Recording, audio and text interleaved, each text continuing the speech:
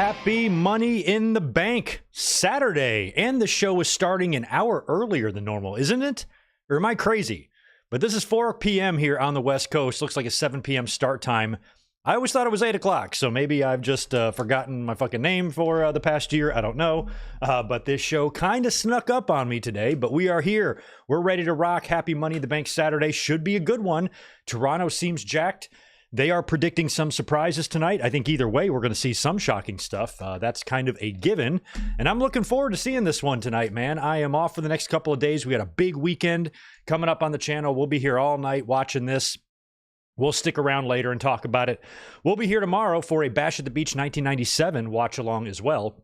And we're going to be here Monday night after Raw. Big podcast. There's a lot of news that I've got to catch up on with you guys, and we're going to be here to talk about that on Monday. But good to see you guys. I never did a sound check, so let me do that right now. All right, look. Okay, we're all looking good. Not bad. Normally I have to test everything. I forgot to test everything, and we're still looking just fine today. Welcome, everyone. Glad you're here. We have Money in the Bank kicking off in about 5 minutes. The pre-show is on right now. And yeah, it's going to be a good day. We've got the kickoff panel. Looks like Jackie Redmond and Big E and company. Who's this in the ring? Trish? Oh, I didn't even know Trish was here. All right, let's show Trish some love. I thought that was Charlotte for a minute. All right, Trish is here in Toronto. She looks unreal.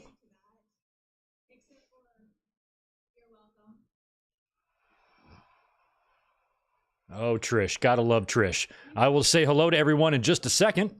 Thank you for being here, as always. And I'm so excited that I get to be the one to welcome you to a night that's going to change WWE forever. Okay. She says it's going to change WWE forever. Are you going to be in Money in the Bank? Are you going to jump in?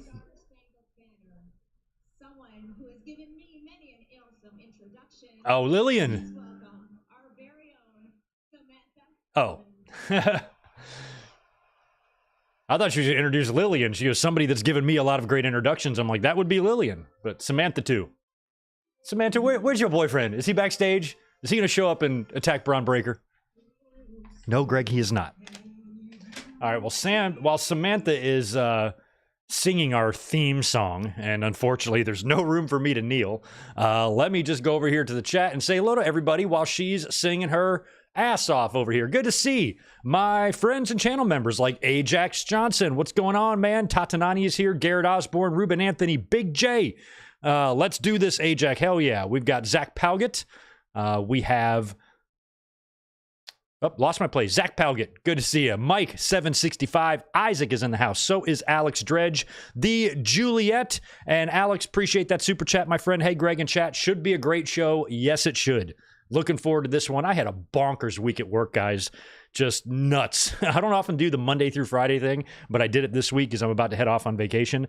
And last night when I got home, I was very happy to be home and to be here for a nice weekend of wrestling before I head off on vacation. I've never been happier to be sitting in this chair right now, believe me.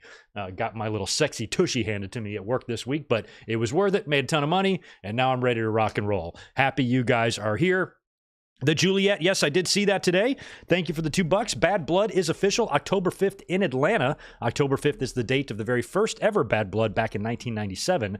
And I think if they're going to have a Hell in the Cell match on that show, it needs to be CM Punk and Drew McIntyre, maybe with the winner getting a title shot at Survivor Series, much like was the stip for Shawn and Taker in the first ever Hell in the Cell pay-per-view. Hopefully no one will pass away that day. And it might even be kind of, maybe not fun. I don't even know. It'd be fun if they could work in Brian Pillman Jr. on that show, maybe an appearance, a backstage interview, something. I don't know, just given the significance of it. But yeah, that is official for Atlanta. Trish is back talking again. Who's this? Oh, yeah, they're in Canada. Canada has a theme song, too. I won't kneel for y'all's theme song because I like Bret Hart.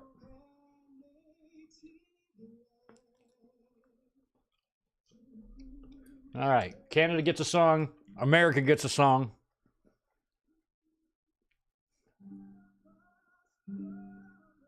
I thought it was funny that I guess WWE was trying to encourage the fans to wear all white so they could have like a white out tonight. But I was thinking, I'm like, pro wrestling doesn't make white shirts. Every fucking pro wrestling shirt in the world is black. The only one that's white is the Yeet, which I see all over the place. But you're going to have to wear some of your own clothes if you want to wear a white shirt. So I didn't think that was going to work. And based on looking at the crowd here, some people are wearing white, but I'd say not even half. I think they got towels. They got the towels. WWE needs to release some white merchandise if they want everybody to wear white. There's a white Austin 316. That's kind of cool. Oh, man, rarely even. What's up, man? Say his name and he appears. I don't know if we're going to be believing in Joe Hendry tonight. I doubt it. We just said his name and he has not appeared. So I guess that means Joe Hendry is a liar? Yeah, he's a liar. He's a liar, and you guys believe in liars. So I don't know what that says about y'all. I mean, I don't. I'm normal, but y'all weirdos believe what you want, I guess. But I just said his name. No Joe Hendry, so clearly that's a lie. I don't like liars. I don't like liars like Joe Hendry. All right, then now forever. 4 o'clock. Fucking 4 o'clock pay-per-view. What is this, 1990? The hell was going on here? WrestleMania 6 started at 4 o'clock. What's up, Tony? What's up, Smitty? What's up, Colin Wright? Mike Rouse, excuse me. Openigma. Right on. Green P, Dan Price, Daniel Berry Sports. Who else? Ben Espinoza, Joe Brill, good to see you. Charlie Quimby, welcome. William Cullen. Jacob A, I think I got you right. Everybody else, peace. Good to see you. All right, Toronto. Yeah, Chelsea and Kathy Kelly were on top of that needle just a little while ago. They were showing they were hanging off the edge of it. My hands were sweating just watching them doing that. And that wasn't due to their beauty. That was due to my crippling fear of heights. Look at these guys. You guys are a bunch of jagoffs. Except Jacob. Jacob's cool. I want to know who are the two buses on each side of Cody. I have not yet watched the WrestleMania doc. I've just been too busy. Oh, Kevin Owens, much love. Thoughts out to Mama Owens, or Mama Steen, who apparently is in the hospital, fighting hard. I kind of thought that the heels would win here. Solo spiking and pinning Cody. Maybe they changed the finish to give Owens a feel-good. Ooh, there's a Stratus. I drive a Dodge Stratus. Remember that? SNL? Skit. I didn't even know Trish Stratus. When did they announce Trish as the special guest host? How did I miss that? I did not see Raw on Monday. Did not see Dynamite on Wednesday. I haven't seen shit. I have a lot to catch up on before Monday when we have our podcast and we actually have to discuss shit. Oh, look at these guys. Damian Priest and the Pizza Champions, along with Art Barr and fucking Carlito. Caribbean cool. I love Dominic. He's just the best. Smitty got hooked up by Juliet. Thank you, Juliet. Passing out the memberships there. Barry KO forgot his pants. Those are sweet pants. That's some 1990s shit. What is this? What is happening here? Oh, okay. It's like an animated Money in the Bank intro. I was about to say, I don't even remember who won last year. Io Sky and Damian, right? Okay. Colin Wright, man. Everybody talking about AJ Lee. I don't know. We could get another bloodline, man. That definitely could happen. But if they want to do Solo and Cody at SummerSlam, the only way to really do that is to have Solo beat Cody. Otherwise, that match makes no sense. So, yeah, tonight would be a good night to add another man, perhaps. I could see that happening. I don't think AJ Lee, though. I would love it I don't even remember this, but everybody is referencing some Money in the Bank where she came and shook the ladder on John Cena. I don't even remember that happening. I don't know what year that was. I have zero recollection of that whatsoever. But everybody is talking about it. So they're like, could she come in and do the same thing to McIntyre? I say no. I think the story's got to be with Drew and Punk. Just intensify that heat. I mean, unless McIntyre claymores AJ Lee, then I'm totally fine with it. But otherwise, I don't see the point. Or maybe unless McIntyre's wife also gets involved in this, that could be possible. But I don't think AJ is really... I'm all for AJ Lee coming back, but coming in and doing a callback to what she did to Cena, I don't need it. I'd rather just see CM Punk come out. Oh!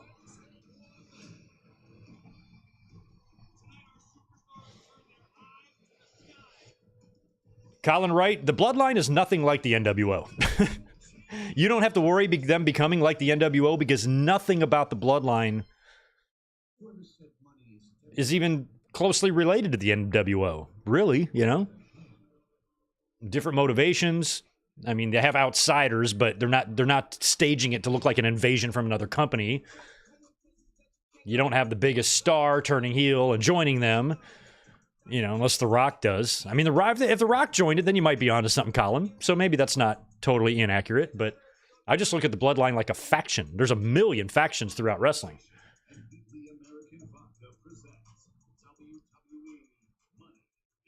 All right, Money in the Bank. Here we go. This song, whatever this song they're using, it sounds like how all music sounds to me now. Whatever this particular style of music is that's playing here, in my old man brain, every modern song sounds like this. It's got that same beat and that same weird whatever fuck's going on. Every like song sounds like that now. Whatever that style of music is called, I don't like it.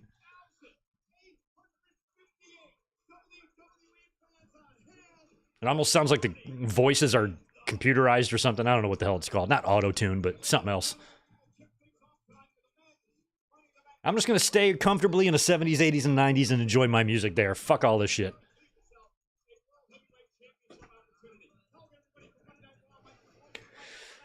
Michael Cole.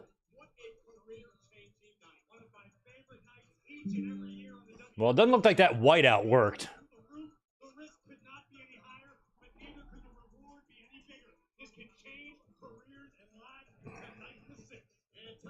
Yo, Colin. Yeah, rarely even. You're calling Jay and Tiffany as briefcase winners? Tiffany I picked as well. For me, it was all down to Drew and Jay. It's going to be one of those two. Oh, God, we're starting with the men's. Well, we're about to find out now, aren't we? Oh, shit, we're starting with this. Okay, so the fact that we're starting with this really makes me think it's going to be McIntyre. Because they want that story at the end, right?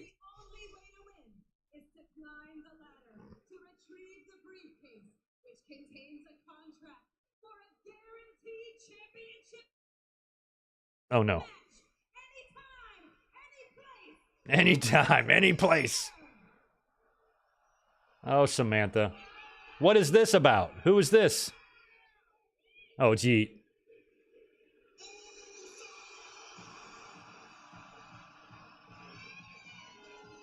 I mean, Jay was my original thought for a winner. A few weeks back, he did that promo from the crowd on Raw, declaring his intentions to enter Money in the Bank and win it. And that was the night I'm like, oh yeah, it's probably going to be Jay. It's probably going to be Jay. But after going back and forth, I ultimately selected Drew so we can see some big angle happen at the end of the show. My thought is Punk could show up here and screw Drew, but I think we're also going to see Logan Paul screwing LA Knight. We could see the Wyatt Six come out. That's a lot of interference to possibly overshadow what Punk does to Drew. So you should save Punk and Drew for the end of the show when McIntyre comes out, tries to cash in, and then Punk fucks him over then. That's what I'm predicting to happen. So we're going to find out real quick if I'm on the right track or not. I do worry about what Jey Uso does at SummerSlam if he's unsuccessful here. Just like I worry what Seth Rollins will do at SummerSlam. Oh my God. Michael Cole. Jey Uso, he looks ready. It sounds like Toronto is more than ready to watch main event Jey Uso go. An emotional day for Jey Uso, his uncle, Roman Reigns' father. Yeah, Sika. Sika was buried today. I thought I saw a photo of the funeral yesterday. Maybe the funeral was yesterday, burial's today. I'm not sure how that works. Rarely Even's got 5 more. Holy hell, Trish has not aged a second. No, she has not. Trish is the best.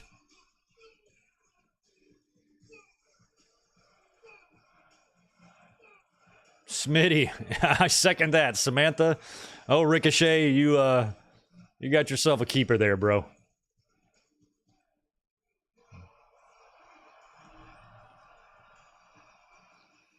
Any of y'all watching YouTube right now? Me on YouTube on a computer? What's with this new layout? Do y'all have this new layout? I hate it. The related videos are now underneath the video, and the description is now off to the right. That's stupid.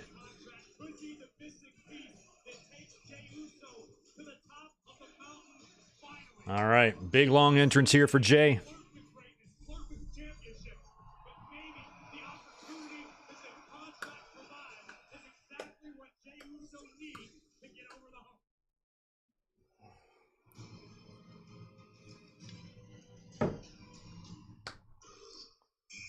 I was like, who the hell is this? El Idolo.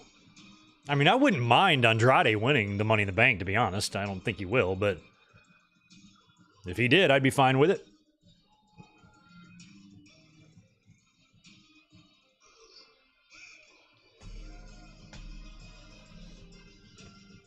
I mean, we speculated this match could be first, especially if there's going to be some big thing dropping in the main event. And I'm assuming Seth and Priest is the main event. I mean, it could be the 6-man.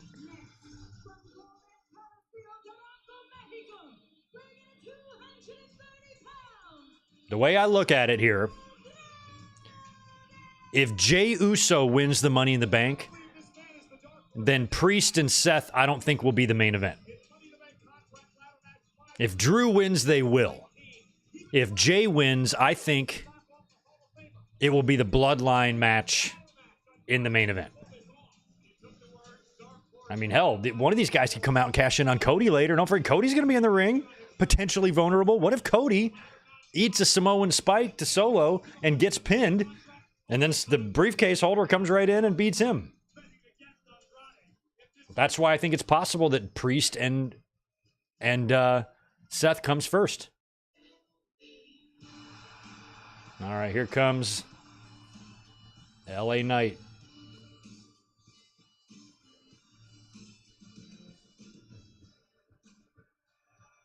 LA Knight, I don't think it's going to be your year. Last year, everybody was so butthurt about him not winning. I'm like, don't worry. LA Knight, you're just going to have to settle. If you're an LA Knight fan, you're just going to have to settle for him being U.S. champion, because that's what he's going to be at SummerSlam. So just chill. Yeah, population 420. That's kind of what I've got happening. I've got Drew winning here and then failing a cash-in later. But I've even gone one better. I say Drew makes it a triple threat.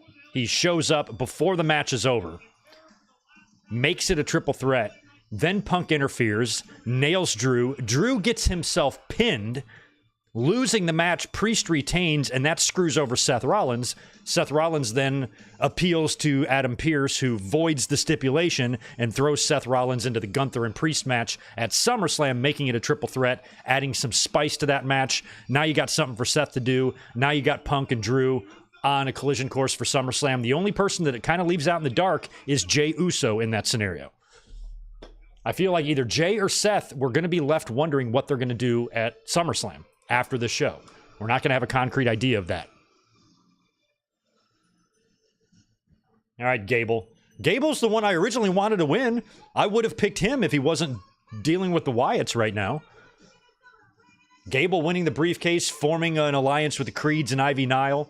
forming a team angle type of thing, and then cashing in on Gunther in a few months. There's a story there between him and Gunther. That would be great if he did that. But the fact that the Wyatts are kind of targeting him, I've kind of now, like, ruled him out for winning this match. But originally, he was going to be my guy when he qualified.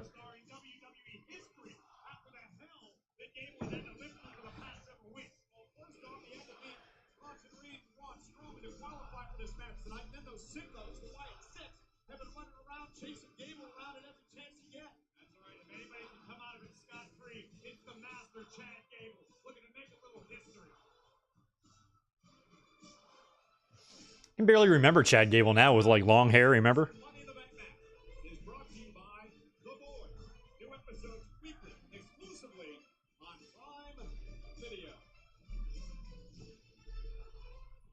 Spectre decided to tune in tonight. Are WWE crowds usually this quiet, or is it just the building? Toronto is usually red, white, smoke, and crazy hot. Toronto should not be quiet for this show. I've been flapping my gums a lot, so I haven't been listening too hard, but Toronto is not known for being a dead crowd. They are known for being a insane crowd. I trust Toronto. Any of you Canadians in the chat, I trust y'all. Y'all always show up. Y'all always bring it. And you're great fans.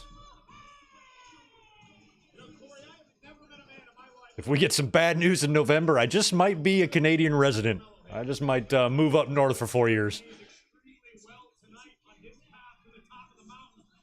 Y'all would welcome me, right? I look Canadian enough. Close enough. I'm not eating poutine, though. It's gross.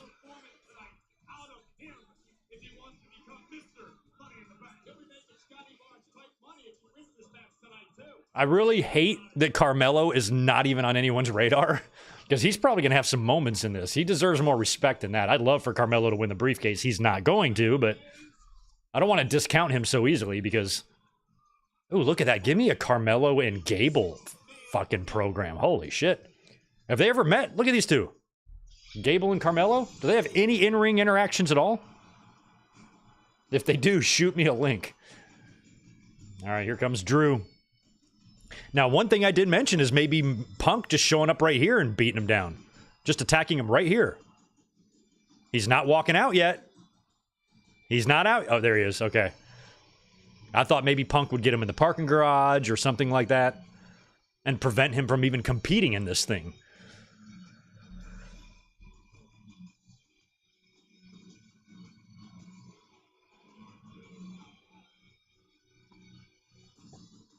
I mean, it's going to be great when we finally do get to Punk and Drew because it's been a long time coming, you know? God, Drew is in ridiculous shape. If Drew continues to stay in the gym for the next couple years, he will eventually have a physique like mine. He's just got to keep working at it. He'll get there, you know? Just got to keep plugging away. No days off. Hanging and banging.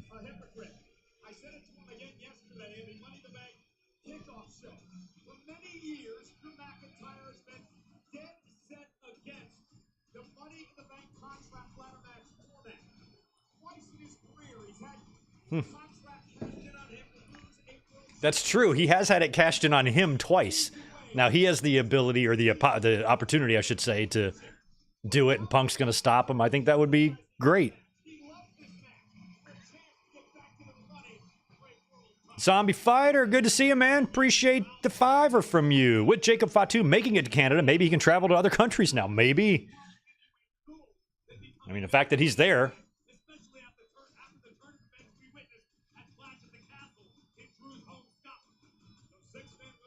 It's crazy, though, that Toronto even is another country. It's right next to us. It's close to New York, and it's further south than a lot of American cities. We have a weird border with our neighbors to the north.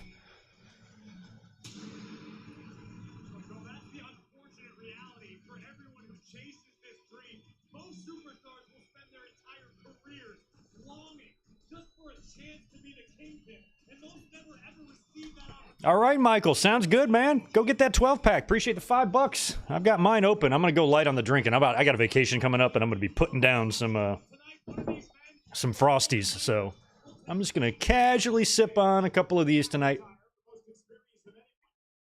I'm going to eat a lot of meat before I leave because I'm just going to be eating nothing but raw fish and shit when I'm in Hawaii. So I'm going to get some iron, some burgers, some steaks, some ribs, some bacon.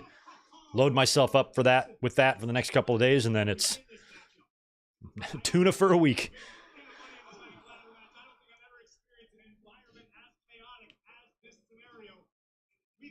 All right, everybody is out there. Everybody made it out there. So far, I like Carmelo's gear. I like Jey Uso's gear.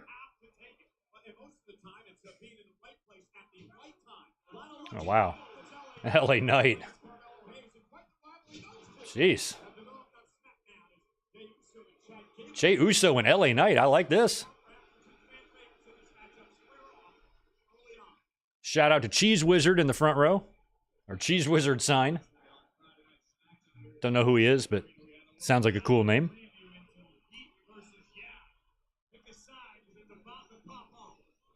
Yeah, Rodrigo, I did see some stuff. I saw Adam Page's return. I told you he was going to be the wild card. I told you he's going to go to All In and beat Swerve for the title. They're going to load up that Elite with all the gold, man, and then you plunk a Shane McMahon right in the middle there. Oh, dear. AEW could be turning the corner, y'all.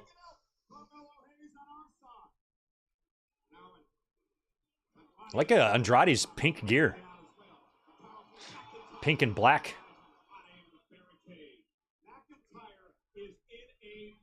I'm in the process of editing a big Bret Hart SummerSlam video to be released while I was gone. Remember that video I did over WrestleMania with Solomonster? I did one for SummerSlam, except I'm flying solo. I'll probably upload that probably like Thursday of next week.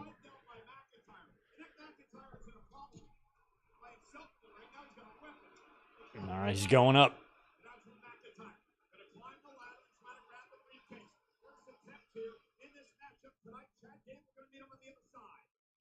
Ooh.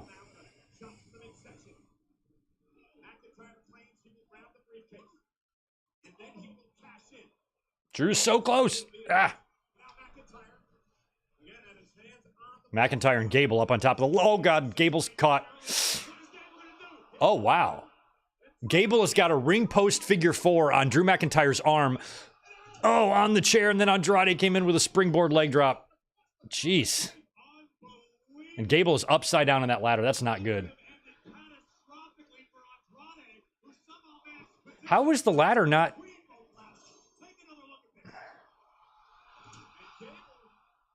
Now, Drew falls... Okay. I was like, how was the ladder not tipping over with Gable hanging from it like that?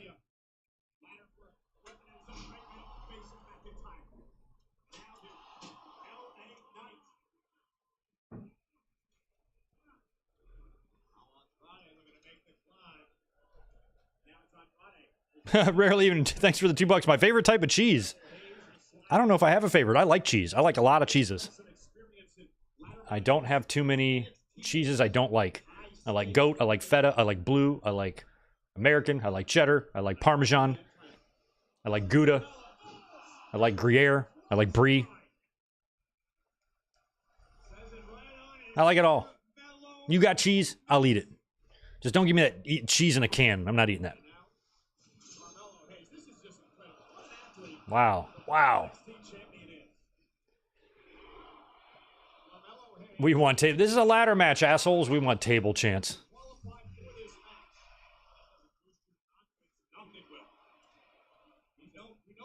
Yachiro, good to see you.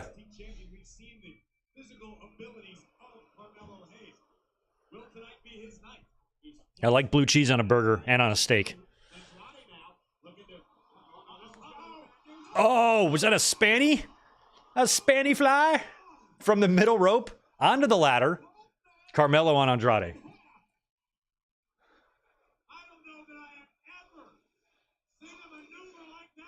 Jesus. Now, we've seen a maneuver like that. Last year, Ricochet and Logan did that one off the middle rope, like onto the tables on the floor, remember? They almost died.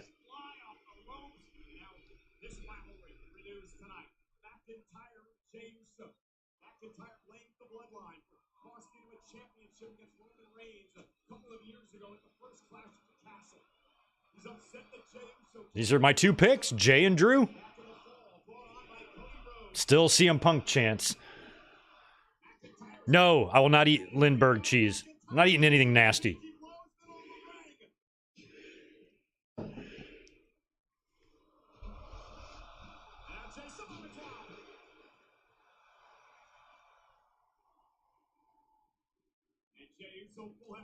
Oh.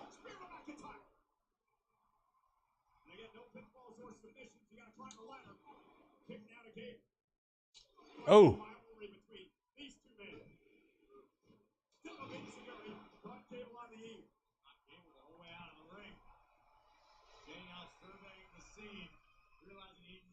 Opportunity to at least set the ladder up. Well, the last time Jake was in a ladder match was nearly a decade ago. TLC 2015. And Jey Uso will beat Finn Balor and Rey Mysterio in a triple threat to qualify tonight. Oh, power of the master. German suplex by Chad Gable. It's got to be tough, Corey, for Gable to be able to concentrate on this match tonight with all he's been through in the past number of weeks. Listen, this is where Chad Gable. Wow. God, those. I don't. The way Chad Gable does those Germans. And he just hit McIntyre with one. Wow, caught.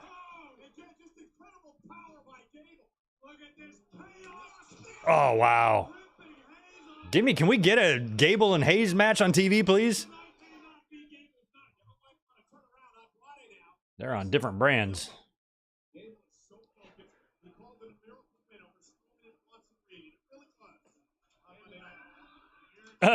Gable just German suplex the ladder on top of Andrade. I worry that the Wyatts are going to do something to him.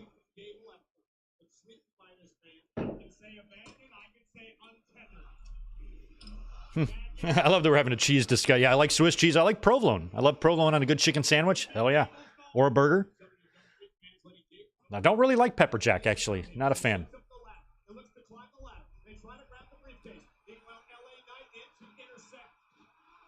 Oh.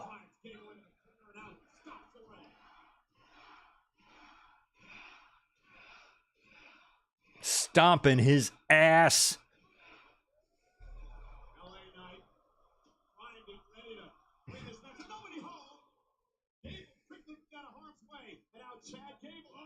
Oh, nice, nice leg whip, dragon screw, whatever it's called.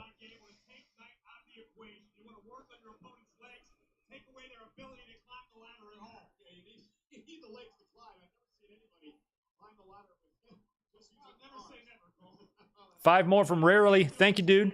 Remember when Shelton was the star of the Money in the Bank every year? Yep, kind of like how Kofi was the star of the Royal Rumble for a while there.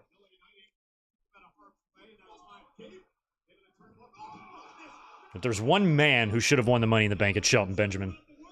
Probably the most underutilized, underrated talent the business has ever fucking seen. Dude should have been champ. Should have been pushed like a main eventer. Oh my god.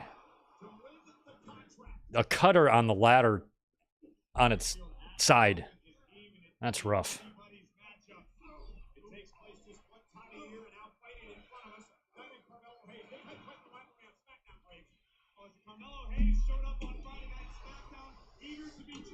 Oh, Mello.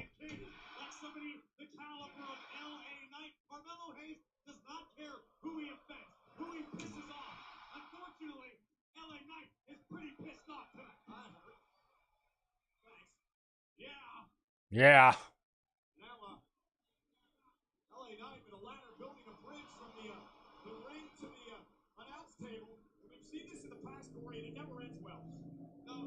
Yeah, so they've got one ladder finally bridged now. They got a big ladder bridged on the announce table and apron. Oh my god! Oh, he's going for a running power bomb. Codebreaker.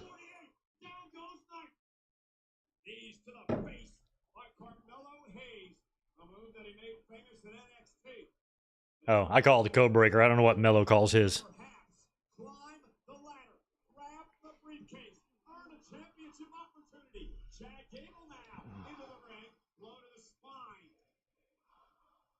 Indeed, it is. We've got records in the announce table already, and we're only a little bit into this whole show. Now, two ladders set up in the ring. Hello, hey, we're going to by Gable. Oh. Oh my goodness. Oh my God. Ankle lock between the two ladders while standing on both the ladders. Andrade, you are way far away, bro. The ankle lock is still locked into Hayes. I think Gable realized that Andrade is making the climb up the other side, and now there's no way Andrade reaches the briefcase from there unless he flies in the air. Never say never, Cole. I know I keep repeating myself when we were talking about some of the premier athletes in the world. Gable now bounces Andrade off the ladder, and Drew McIntyre is not going to let Gable get up top. Grabs Gable off the ladder, slides him into another. And now the man who's just constantly angry. You can feel the vitriol just oozing from the pores. Boy, every time McIntyre even starts doing anything, the fans are on him. Oof. Power bomb to Gable on the ladder.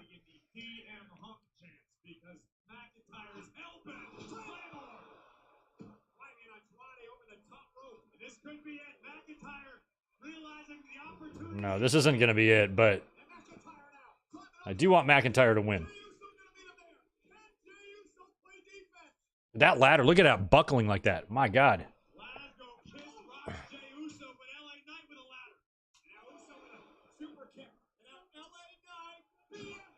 Oh.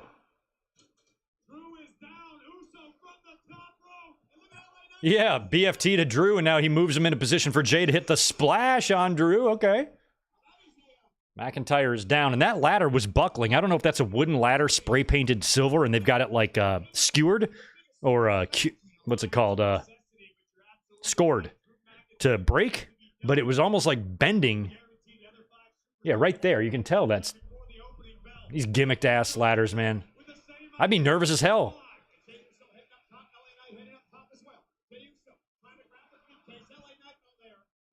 Do they even make ladders you can walk up both sides? I thought those type of step ladders are supposed to walk up one side, not the other.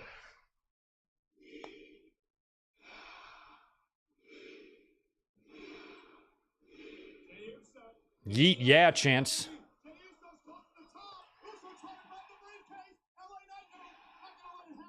It's yeah versus yeet.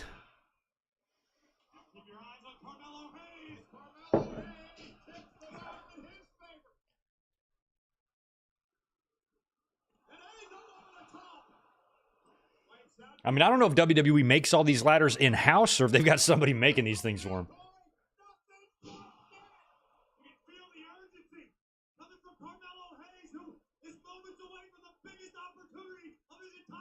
Careful, Carmelo. You are positioning that ladder too much.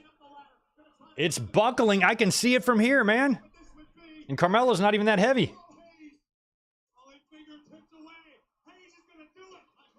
Andrade grabs his leg. I feel like you got that ladder. Get that ladder out of there. It's janky.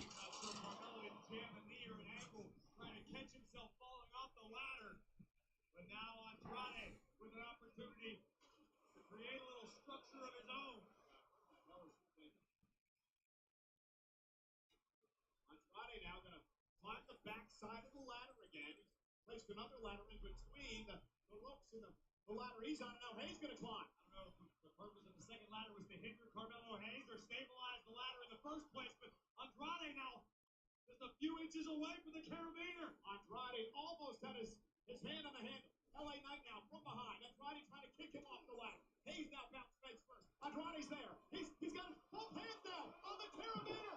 Oh my God. Sunset from the top. Finally, they made use of that bridge ladder. I was hoping it would break, but it just springboarded.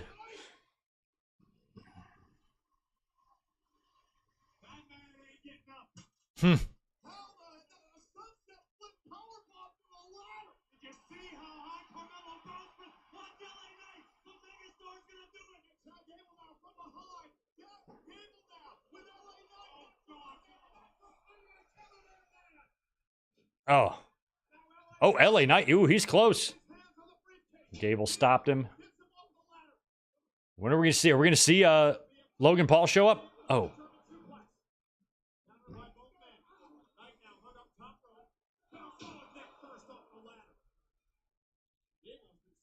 Oh, Gable's going to German LA Knight onto that ladder. Yep. Oh. Ouch. Ouch, ouch, ouch. Chad Gable now, I don't know if he realizes it or not, but he's all by himself in the ring. I'd hate to get my nipple ripped off in a match like this on one of those ladders or something. Just oh no, Gable maybe is gonna win. Gable was my pick. No, there's Jay. Oh wow, he's so close to it. Oh wow. I feel like that briefcase is gonna come loose somehow. Oh! What a bump! Oh, and a Jesus. That took out Gable. Holy crap. Gable was hanging from the thing and he fell like face first on the mat from that high up. Maybe 10 feet. Oh shit. Come on, McIntyre, where you at? He's got it. He's got it. Does he? No, he does not. Oh, there's McIntyre. Come on, Drew. Come on, Drew. You're my pick. Boy, I thought Jay had it for a second there. Claymore to Jay. He's done. All right, now let's see if Punk comes out or not. This is it, guys. Punk's either coming or he's not, or he's coming later. Or he's coming in your face. Nobody's here unless... Oh, shit. He's got it. That means we will see Punk later. All right. I was right. I told y'all.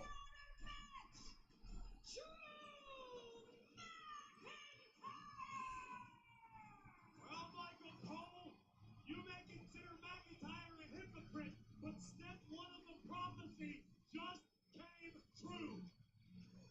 Step number 2 is cash in. Step number 3 is win the championship. Yep. Punk's just biding his time. We saw no Logan Paul. We saw no interference in that match at all. I thought we were going to see everybody interfere.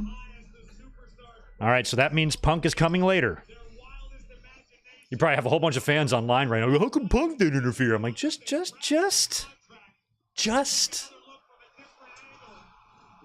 Fucking patience is not a wrestling fan's strong suit.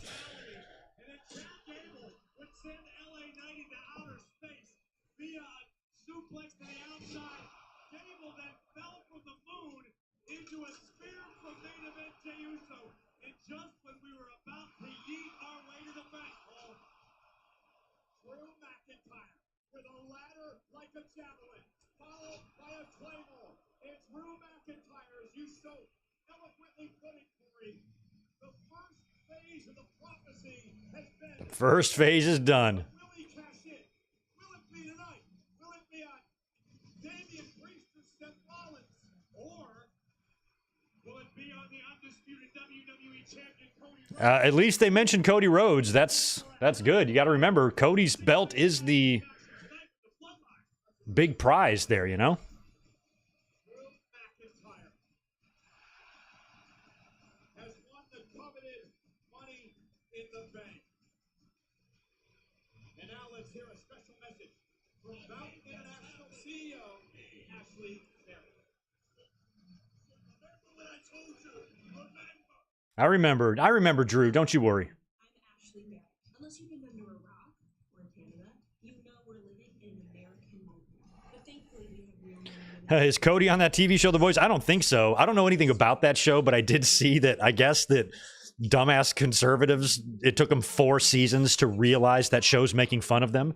And I guess in this new season, they're like, what's wrong with this show? What the fuck happened to it? And they're like, nothing happened to it. It's been ragging on you the whole time. You just didn't know. I kind of think that's so in line with their line of thinking. Allergic to self-awareness and immune to irony.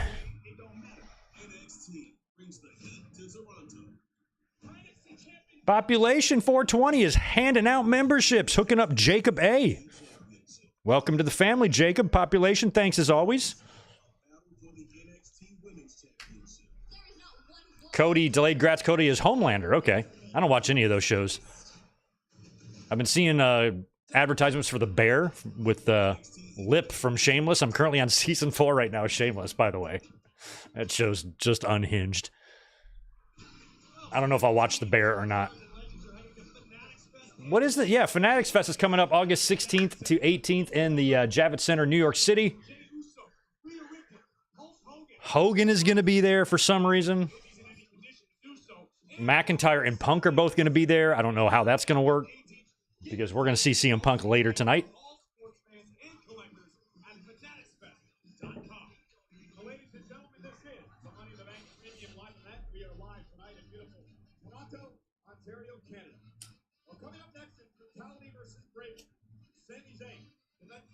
It would be kind of cool if they threw like a monkey wrench at us. Like, for example, if the Bloodline matches the main event and Drew doesn't come out in Priest and Seth, then maybe Drew comes out in the main event and Punk stops him from that. Drew comes out to try to take advantage of Cody, who's been beaten. That's what I would do. That's what I would do. I would have the six-man be last. Bloodline debuts a new member. Samoan Spike to Cody. He goes down and gets pinned. The Bloodline leaves. Cody's decimated. Out comes Drew McIntyre to cash in on a defeated Cody, and Punk comes in and stops him. Cody keeps the title, goes to SummerSlam to face Solo, and you could do it that way.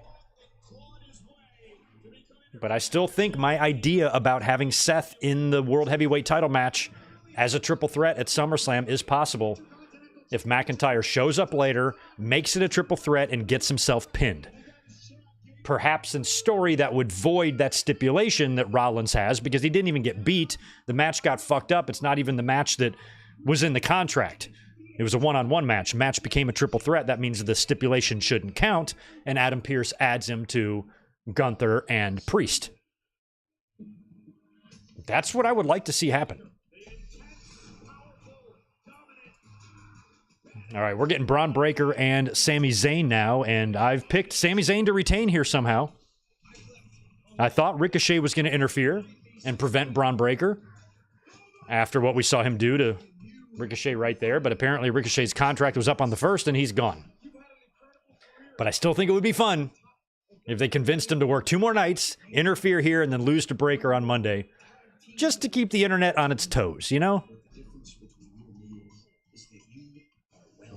But for those of you who've been watching me for a long time, you guys know that what Greg wants is usually not what happens.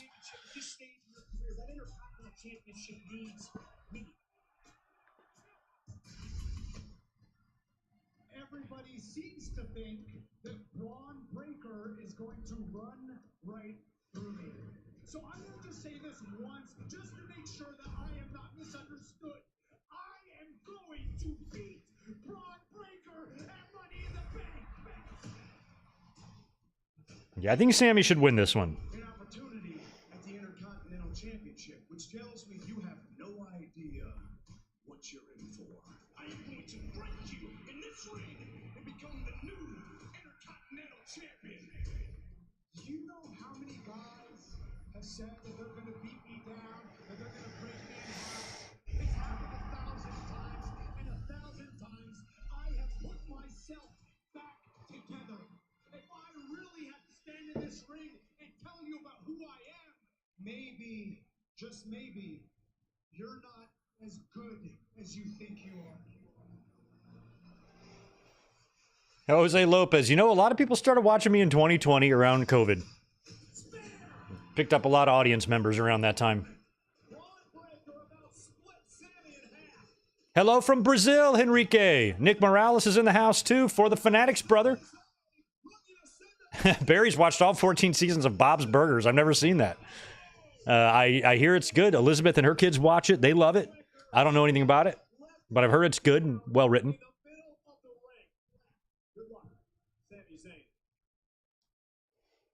Is Bron still pretty green? No, the dude is super orange. Have you seen him? The dude is getting his tan on. He ain't that green. When it comes to being green, green has a different meaning now because back in the day, before advanced training and performance centers and things like that, they were just chucking people in the ring. Green is turtle shit. But, oh, look at the... He's wearing kind of Steiner Brothers early 90s gear here. I like it. This is new. This is new music, right?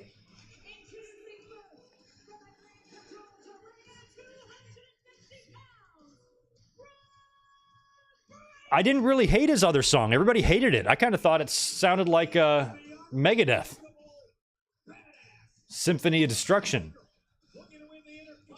But this has words.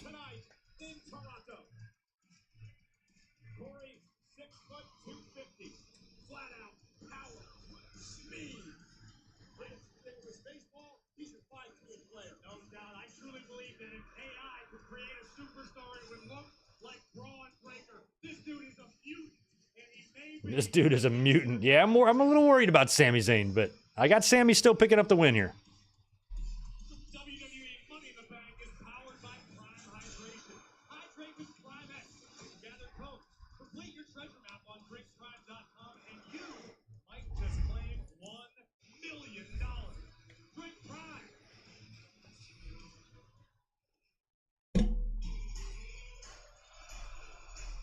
All right, here comes Sami in Canada.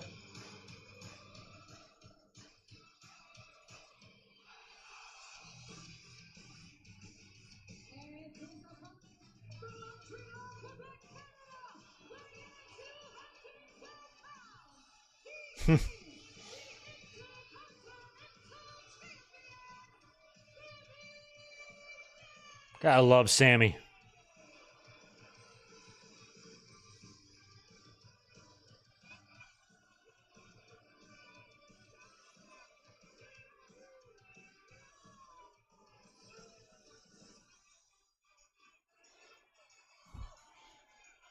Boy, some people I follow on here, I don't know what the fuck they're smoking. I don't really watch wrestling these days, so can someone explain to me the appeal of Carmelo Hayes? Why does that seem so underhandedly shitty to me? Just watch him. He's fucking tremendous. What are you talking about? He's a fucking wrestler.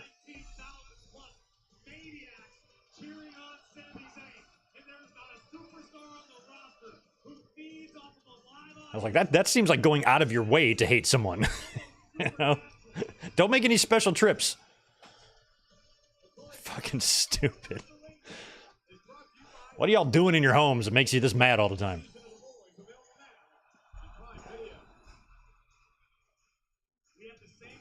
All right, come on. Where the hell are you, Sami? I don't even see you. Oh, he's up in the top row. I was like, is he in the crowd? I didn't see him up there. They got the wide shot of the ring. And I cannot see Sami. There he is.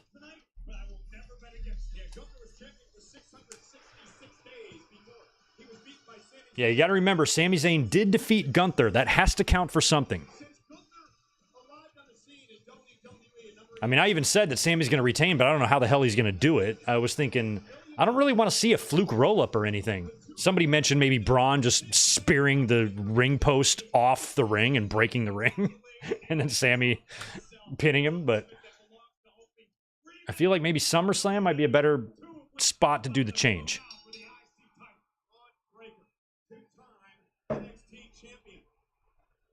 In his second reign, he defended the NXT title 13 different times. A one-time tag team champion.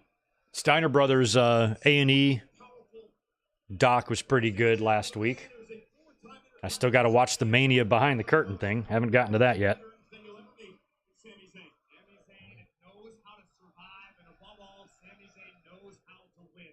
I look to see Sami try to get in the head or under the skin of Bron Breakker, because physically speaking, Zayn is absolutely no match. I mean, it's almost unfair, the genetics pose Bron Breakker. It's almost unfair, his genetics. Said in an interview this week that this isn't like any other veteran versus rookie match. I'm walking into the ring tonight, and I am going to physically destroy Sami Zayn. Those are the words of Bron Breakker. One of the most confident young men you'll ever meet. Breakker so fast, and the quickness there you see.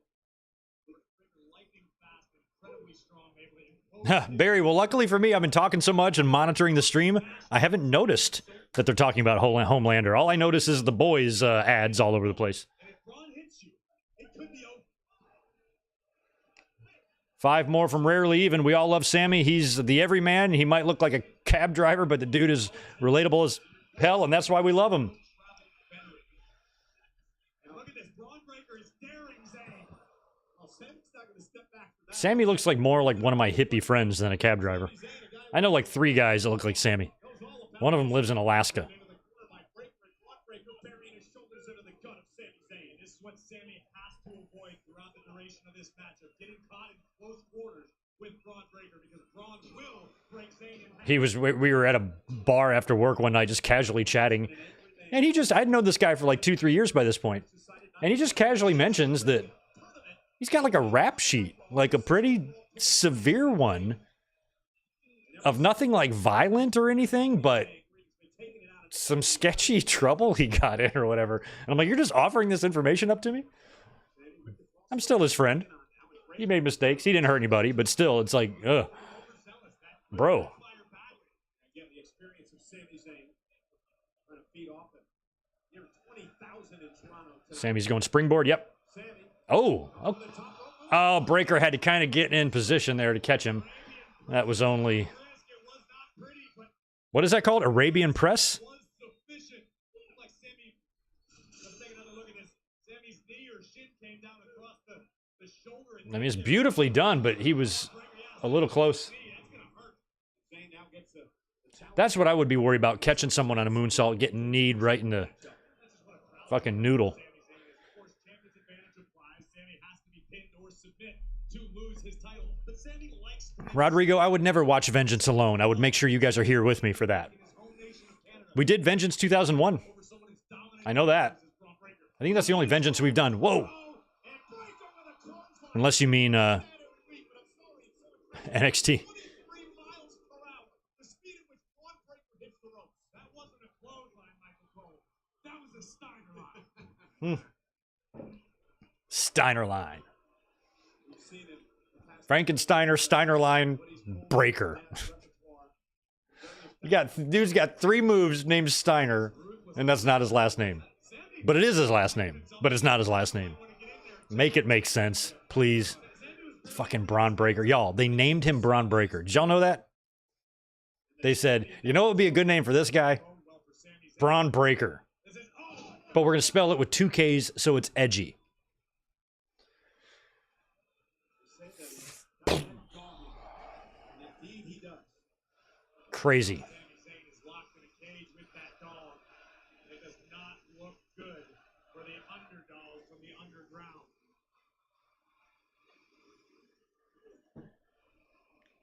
Now Breaker bouncing Sami face first off the turnbuckle. You mentioned Braun Breaker's father, Cole, but it's been extremely impressive how quickly Braun's been able to step out of the shadow and Ooh, hard with the running knee. Breaker singing ole, ole, ole. Don't do that with your Steiner voice. Ole, ole. That's not right. The WWE fans here in Sami's land of Canada. Sami, Chuck looking to fight back. And Sami Zayn, we've talked so much in his career about his heart, his guts, his never say die attitude. Gonna need all that tonight. And what we just saw for a half a moment was Braun Breaker. Oh my goodness, again. Getting a little too confident as Breaker slides for the championship. Sami kicks out. Nice. Okay, so it does feel like it's going to be like all Breaker. And then maybe it's something like a rookie mistake. You know, Sami is very clever. And if Braun keeps doing push-ups and shit, Sami can capitalize on that. You know, think about when John Cena beating Brock Lesnar at that Extreme Rules when Brock first came back. And then they met a couple years later at SummerSlam and Brock just killed him. I even remember in the build-up to that match, in the interviews, Brock was like, I don't know what the fuck happened at Extreme Rules. I don't even know how I lost that match to that guy. And he kicked his ass. DDT.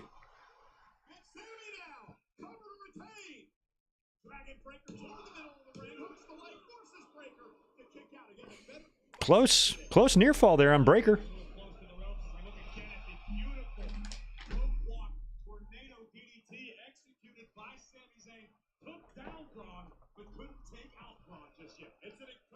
Rodrigo, SummerSlam 2003. We might be able to get to that one this year.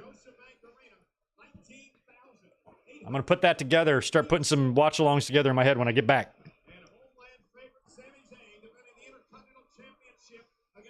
You guys will have videos to be released when I'm gone. If you're a member, you're going to get 2 videos this week coming up. 2. Members only. Oh, and there goes Breaker.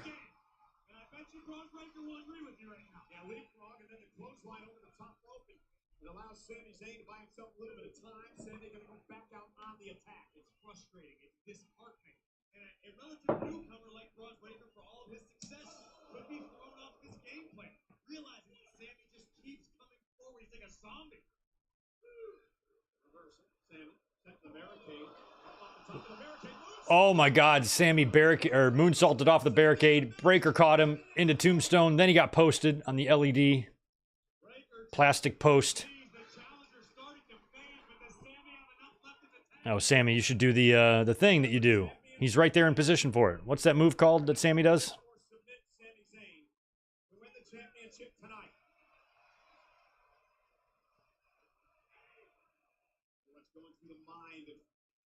Nope, I thought Sami was going to do his that little move he does in the corner.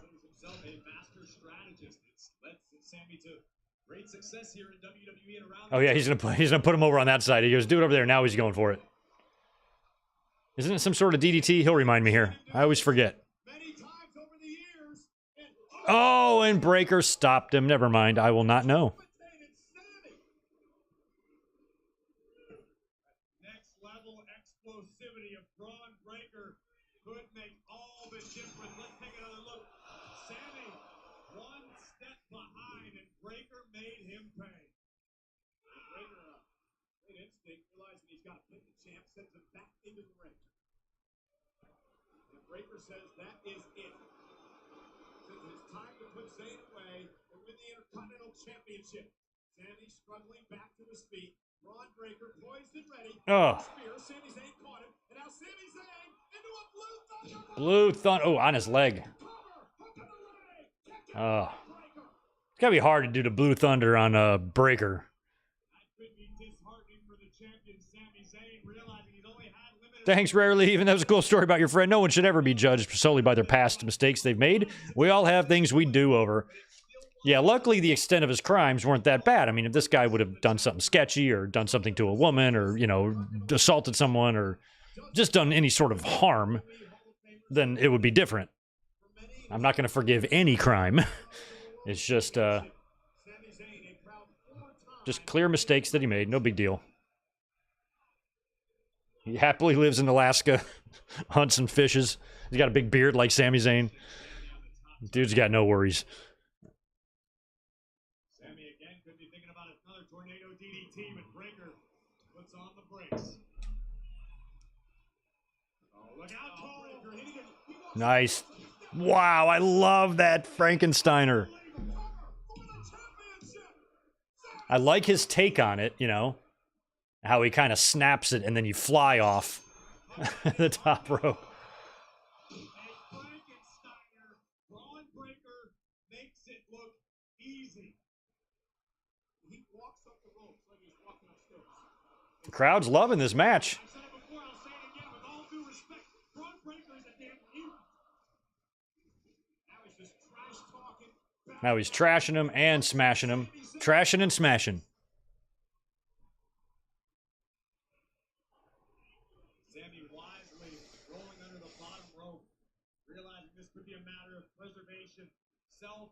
Yeah, if Breaker is 6 feet, he's only 6 feet. He's likely an inch shorter.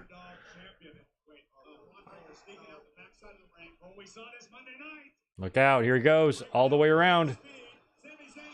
Oh!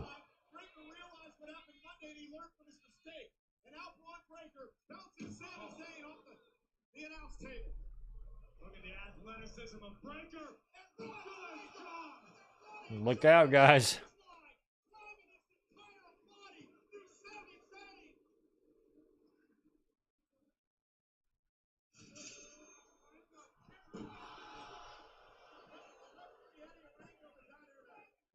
Yeah, I remember Nash showing up in that Hell in the Cell with the hair.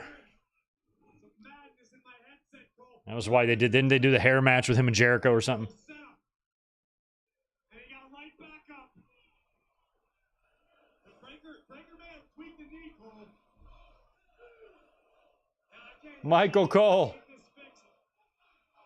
Bron Breaker now. Get a Michael Cole chant. First time ever. Back in the ring, but Bron may have tweaked his knee, may have caught his knee on the edge of the table. Do you hear me now? I can hear you now. Bron Breaker back to the ring, and he may be hurt as well, Corey, as you mentioned. That's a good thing you're back, because I think we're about to crown a new Intercontinental Champion, Cole. Oh, Breaker's got him press slam up.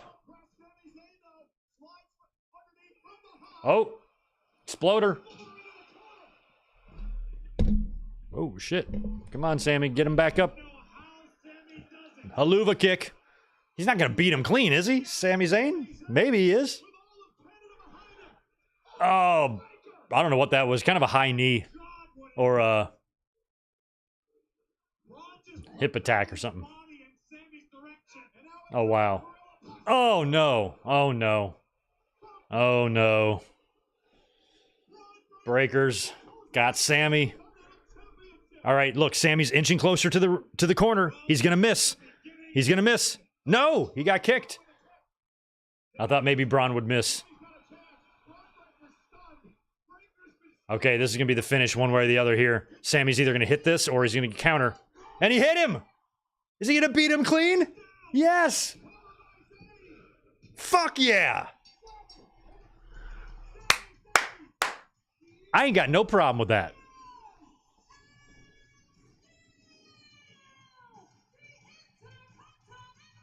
I don't want to see one little nose picker on fucking social media. He should have lost clean. Fuck you. It's Sami Zayn.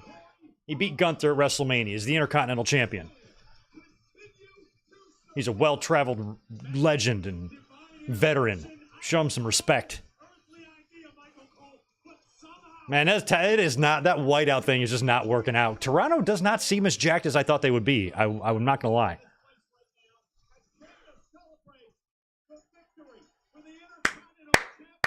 I'm happy with that.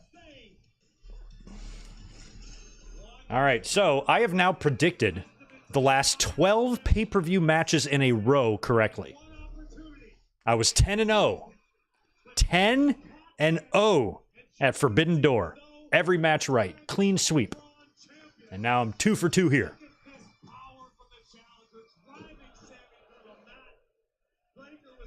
Hey, Kevin. First time watch party with you guys. Glad you're loving it. Thanks for being here.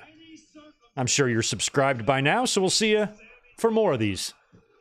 Do you like classic watch parties? We're going to be here tomorrow. Bash at the Beach, 1997. Link is up on the channel right now. Join us tomorrow night. 24 hours from now, we will be going live. From right this moment. Maybe starting the show with a USA song is what killed the fans. Well, they got a Canada song, too. Way to go, Sammy.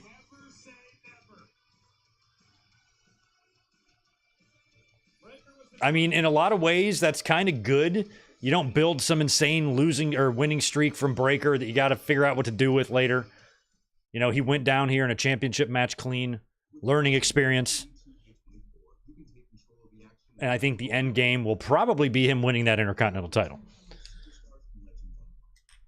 Here at Up Up Down Down, we use WWE 2K24's AI to simulate the results of the World Heavyweight Championship match. Damian We got Xavier Woods giving us a of the 100 matches simulated, video game thing here. time Damian Priest retained the title. However, 2K also If anybody hasn't hit that thumbs up button yet, if you don't mind smashing the like button, I would appreciate it. Thank you so much. and in those gamer-controlled instances, Seth Rollins came out on top 61%. Suffice it to say, the game agrees that we're going to have one hell of a match. I cannot get over these graphics. My God. I still like WWE Raw and WWE Royal Rumble on Genesis and Super Nintendo. I think those were the games I was the best at. I had the Genesis version.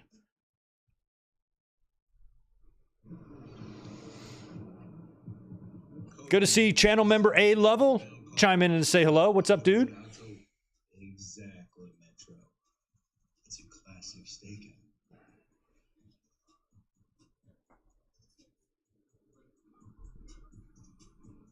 Don't you have a tour bus? Don't you have a tour bus? I saw one clip of Cody, I guess it's from the Mania doc, where he's like at his dinner and he's wearing like a backwards hat. He does not look right when he's dressed. He's got like that hello fellow kids look to him. I'm like, Cody, you're whiter than I am, man. Jesus. I'd look better wearing something like that, and I look stupid in anything like that. But I guess that's why Cody always dresses in suits and formal, because he looks like a fucking clown if he's dressed like a normal person.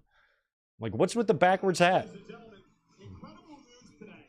Just expect them to have a skateboard behind him. What's up with WWE all of a sudden knowing how to spell the word bad? No 2Ds? Now that Vince is gone, they're probably like, that's stupid. 1D.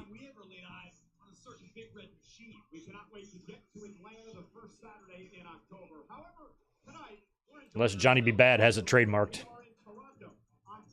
Yeah, this song right here. Why did it all? It just all sounds like that. Every song sounds like that. I'll complain about that every time they play it. I welcome all forms of music. I got nothing against hip hop or rap or metal or anything. The only genre I really don't like is country. Everything else I welcome. But whatever that is terrible. I don't like it. The fuck? Oh my god. Just give me my Bob Dylan, please.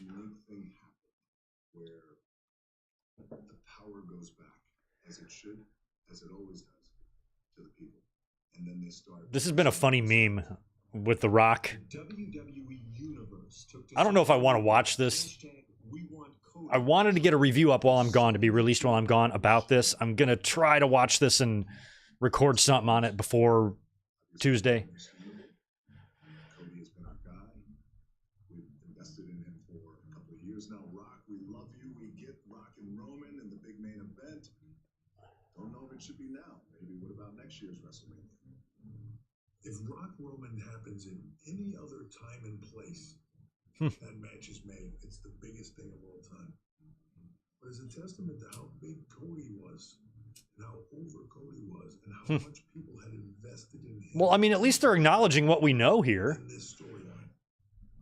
So as that groundswell started to happen, a few things can happen when you're in this scenario. So is The Rock trying to take credit for stepping aside, or like, what's the story they were trying to tell? Wrestling, you just truck through it. Or you truly take in what the fans are saying. Just days later, on Monday Night Raw, what started online became a real-world phenomenon.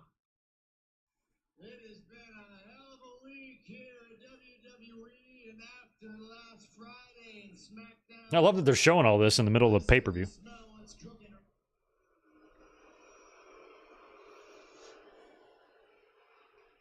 And you make the decision to pivot. You make the decision to pivot. Well, fucking good. You guys shouldn't have unpivoted to begin with, Rocky. I said, here's how I'm feeling. We can truck through this, and we can put on this main event. And the majority of the world. And if I wear these glasses, I'll look smart.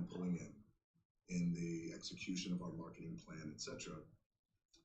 They're going to love this idea of Rock and Roman, and we're going to tell an amazing story. Hopefully this will be the first chapter of a few. We could do that. However, I said, my gut says, I said, Ari, Nick, Triple H, my gut says that I don't like, even if it's a segment of fans, don't like that they're upset. And that really bugged me. And it's not how I've operated my entire career. I don't. Rock, I love you, man. I don't believe anything you say. Not a word. Either we truck through this and we make this main event, or we don't. And I went with the latter, and I told those guys, here's what I believe we should do. I mean, Triple H was just saying a minute ago, it sounded like he was the one that was been like, look, it's just not going to work this year. Now Rock's like, no, I wanted to step aside. I think Rock would have taken that match if they would have insisted on it. Okay. All right, Rock. I'll watch that soon, guys. I'll get some words out on it. Either by Monday, or if I'm even lucky, I'll record something and you'll have it while I'm gone. Oh, good. Trish is here. Here comes the host of Money Here comes the host. So is it women's Money in the Bank time? Probably is, right?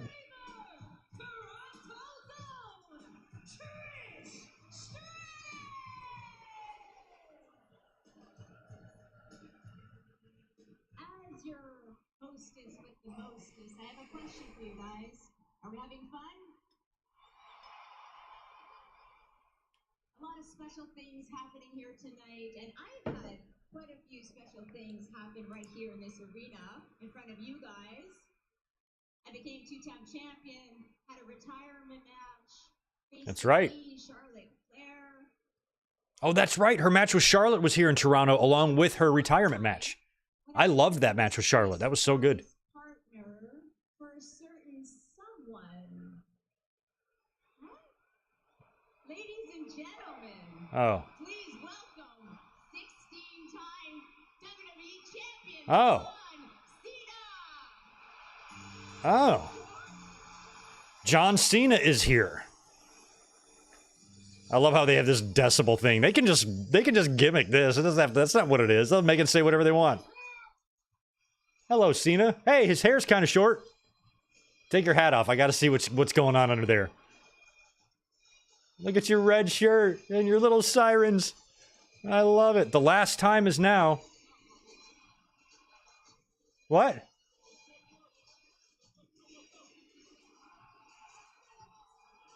His towel said the last time is now. Is he coming back for a retirement run? Is this the announcement of that? Or is he going to do something at SummerSlam? Didn't he return last year at Money in the Bank?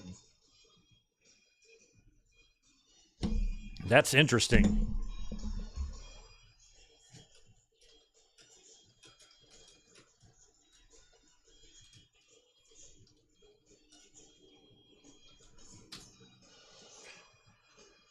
After this, you can't see me. All of his gear right now is hinting that he's wrapping it up. Let's see if this is what's going to happen here. I know we got super chats in here. I'll circle back and get to these. Let's see what Cena's doing first.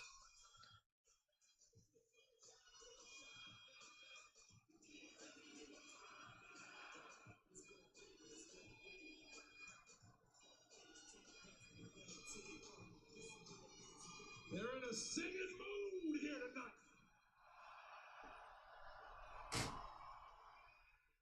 Sounds like y'all showed up to sing. That could be why you're here.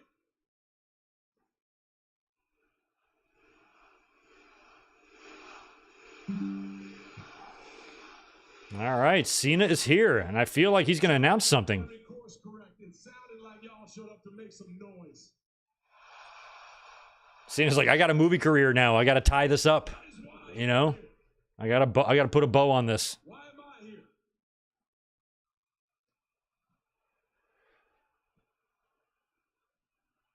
Tonight, I officially announce my retirement from the WWE. Oh. He's retiring right now. I don't think so. He's got too much gear on to full-blown retire. He's going to have a final match or something.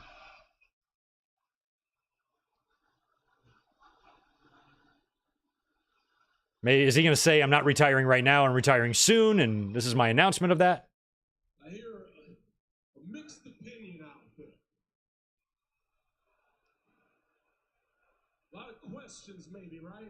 Like, hey, why here? And I want to talk about that for a second. I want to talk about Toronto.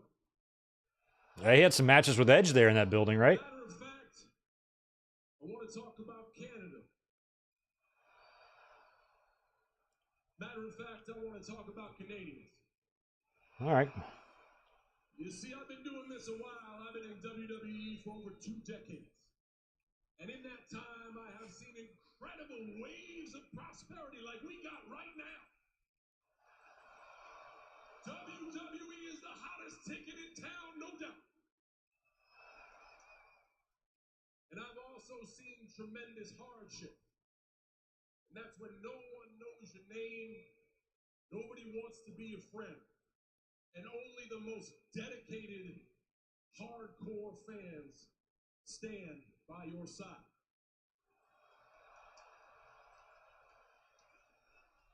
So in all those years, one of the most important, one of the most impressive things that I learned was whether the WWE is hot or cold, Canadians always show up.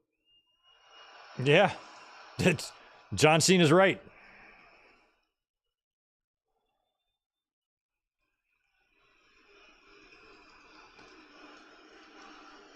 I kind of thought he was coming back to announce a match at SummerSlam or kick off a feud. Like, I still think somebody could come out and interfere or not, or interrupt him here. You need to be making noise for yourself because all of you built this to what it is today, which in my mind makes this right here the perfect place to say what I gotta say.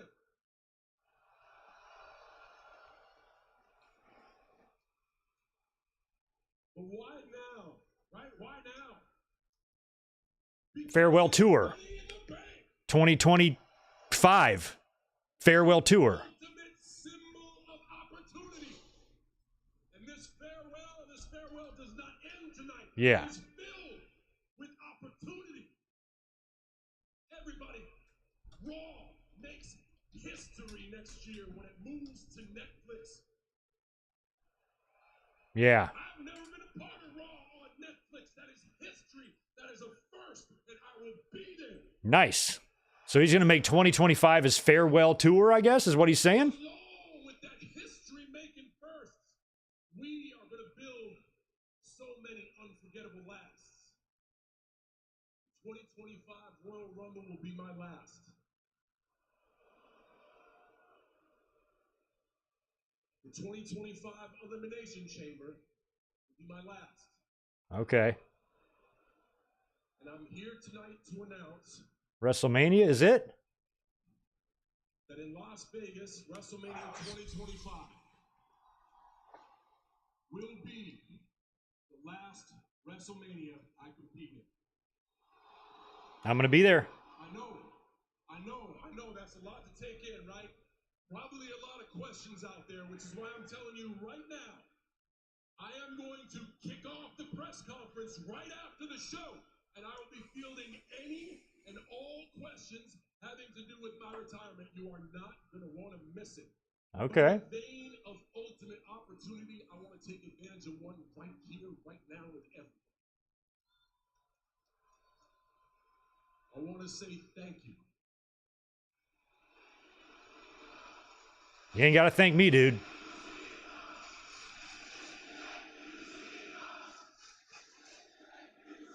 I've been saying for over a decade. And there was always a reason why I never partook in the shitting on him. And why I always stood up for him. And I'm like, you guys are too up your own asses with your hate and your bullshit. He's got his problems, but y'all have lost the plot. I want to say thank you.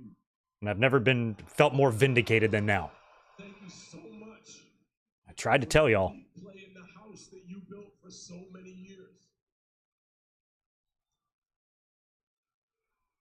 So y'all are going to regret the shit you said. You are. For your voice, because it's really You're going to be embarrassed about the shit you said. beautifully brutal. You're going to be embarrassed about the death that you wished upon him because he won a match. Most of all, thank you so much for allowing me to be here with you tonight, to let the whole world know that we are planning something unforgettable, which also involves me returning to Toronto to kick some ass. Yeah, they'll be there next year. Yeah, I guess he's going to work beyond WrestleMania. If you It's the whole year. watching at home, or you are one of the insanely loud here in Toronto, Canada,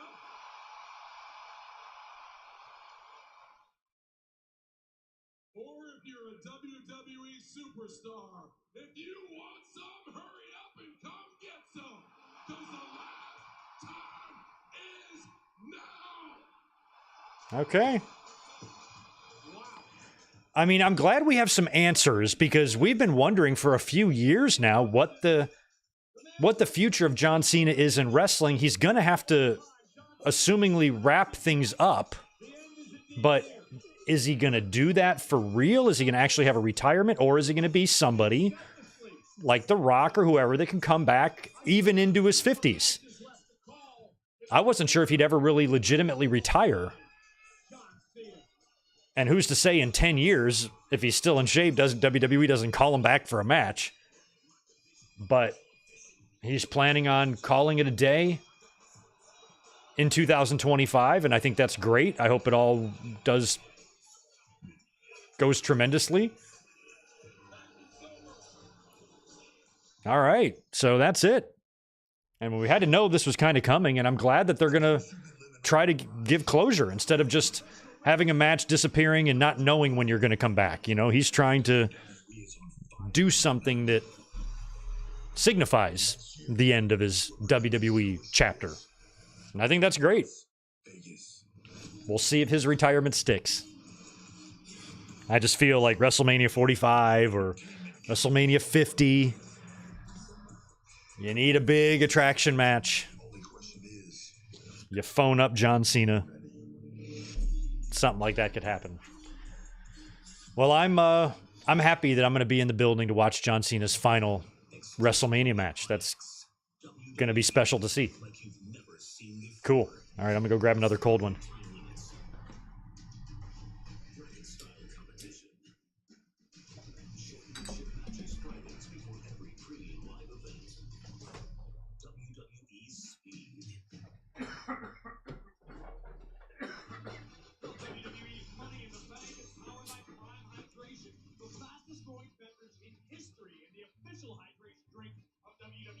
With only 25 calories, 0 added sugar, BCAAs, and electrolytes, drink Bron and bi-weekly American vodka. All right, big news there. Dropping at Money in the Bank, John Cena has announced his retirement from WWE, and he's going to be launching a farewell tour in 2025 and working, it sounds like, most of the year. And then at some point, he will have a final match. Maybe Survivor Series. We'll be back in Boston or something.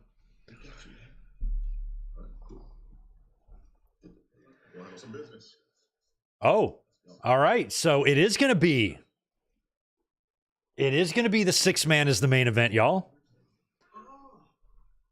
Maybe. Oh, see. All right, so we're getting that match now. It's not going to be the main event. Okay. To win that heavyweight championship from the helm of the Judgment Day, Damian Priest, right after this break, members of the WWE Universe subscribing to Peacock Premium Plus. Listen to the impossible trials these men have faced on their way to the ring tonight.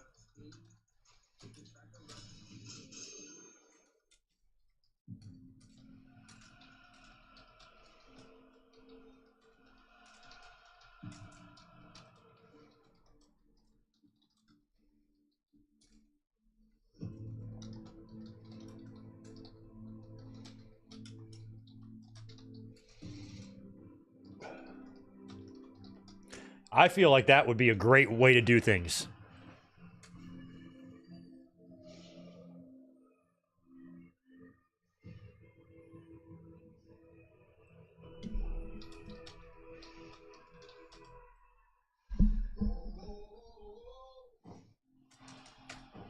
Yeah, I like that idea.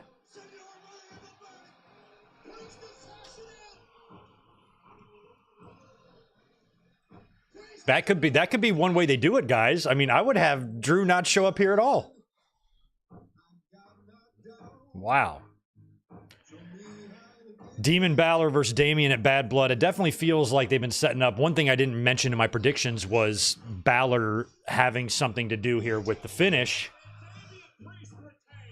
And shit, I could be wrong. I mean, the whole time I was like, Seth is not winning this championship. But fuck, maybe he is. You know, maybe Balor is out there to screw something up. Seth wins. Now you got Balor and Priest entered into a feud. And then Drew tries to come out and cash in on Cody, and Punk stops him. But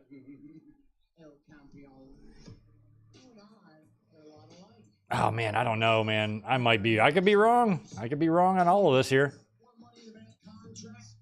I thought we'd have the women's Money in the Bank match next. But there's like this one little thing that separates me from you, and that's at some point I grew a set. Well, while they're going through the video package here, I owe some super chat responses from earlier. Here's one from Callum Hilton. Thanks, dude. Appreciate the $2. Missed the first hour of the show. What'd I miss? Oh, my God. Well, Drew won the Money in the Bank for the men, and Sami Zayn beat Bron Breakker, and John Cena just retired. That's what you've missed. Rarely Even. $5 from you. Thanks, dude. I think Cody is a natural heel. I'd love to see him turn after he drops the belt. Cody's a pretty good heel, but I think Cody's a natural babyface. Everything about Cody is a babyface. His dad, his love for his dad, the fact that he cries every 5 fucking seconds. He's got a speech impediment. Everything about him is babyface. But he plays a good heel, and I think he can be a great one. But in terms of him being a natural heel, I think he's more of a natural babyface. Yeah, I knew, Max, I knew people were going to have a problem with Bron. I'm tuning it out. It's the same shit. Wrestling doesn't end tonight. Bron Breakker went up against a very credible Intercontinental Champion who's a well-traveled veteran who beat the dominant Gunther at WrestleMania and is not to be taken lightly. And he used his experience to defeat the younger, more inexperienced Bron Breakker. This is a learning experience for him.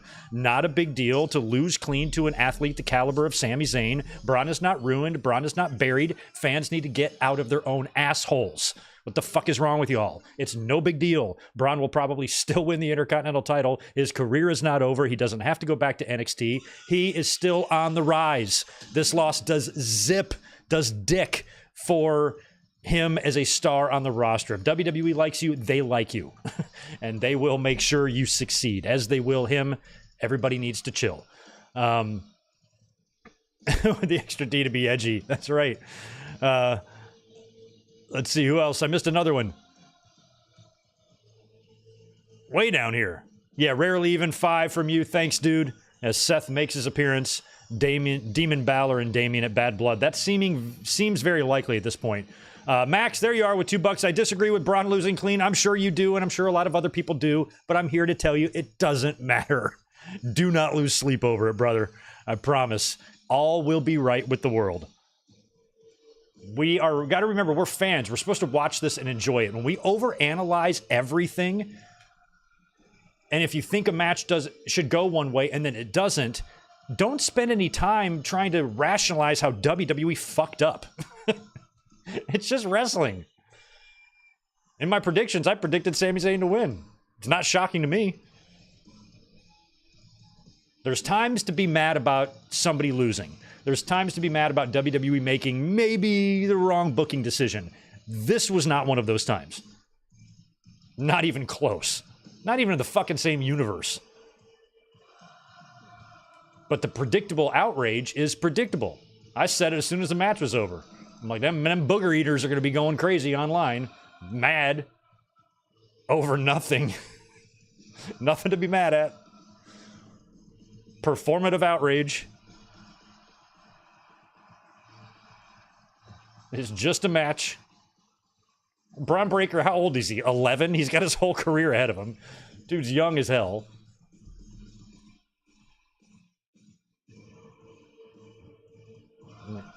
Don't worry. All right, Seth. I'm very surprised this match is coming up now. And it makes me wonder what they've got planned for that main event.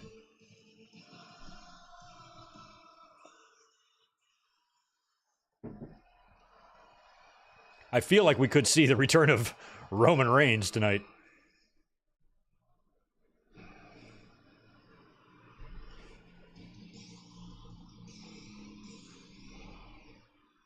Well, ladies and gentlemen, there is a lot to unpack here tonight as we head into this World Heavyweight Championship match.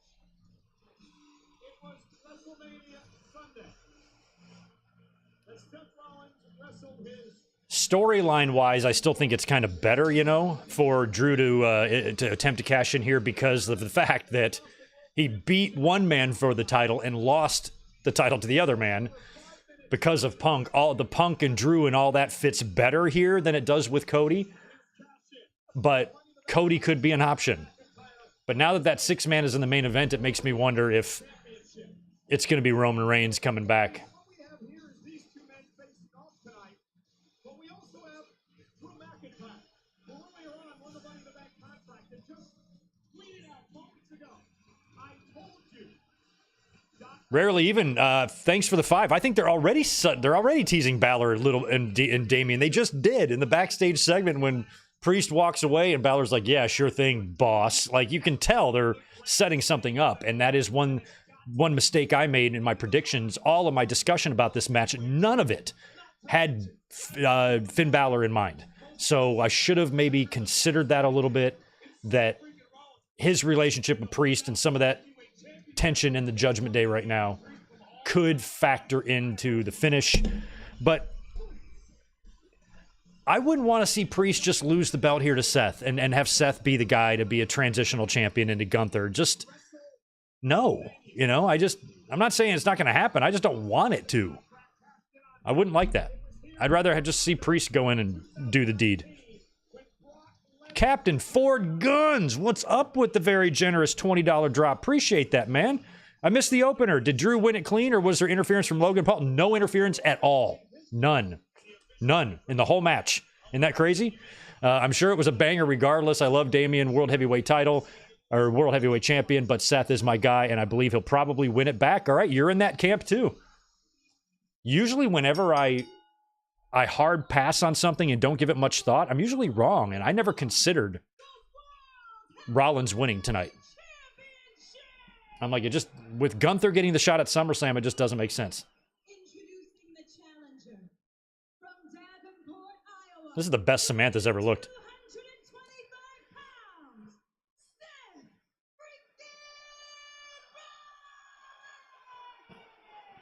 freaking All right, Rollins. They're back to these entrances, or these introductions.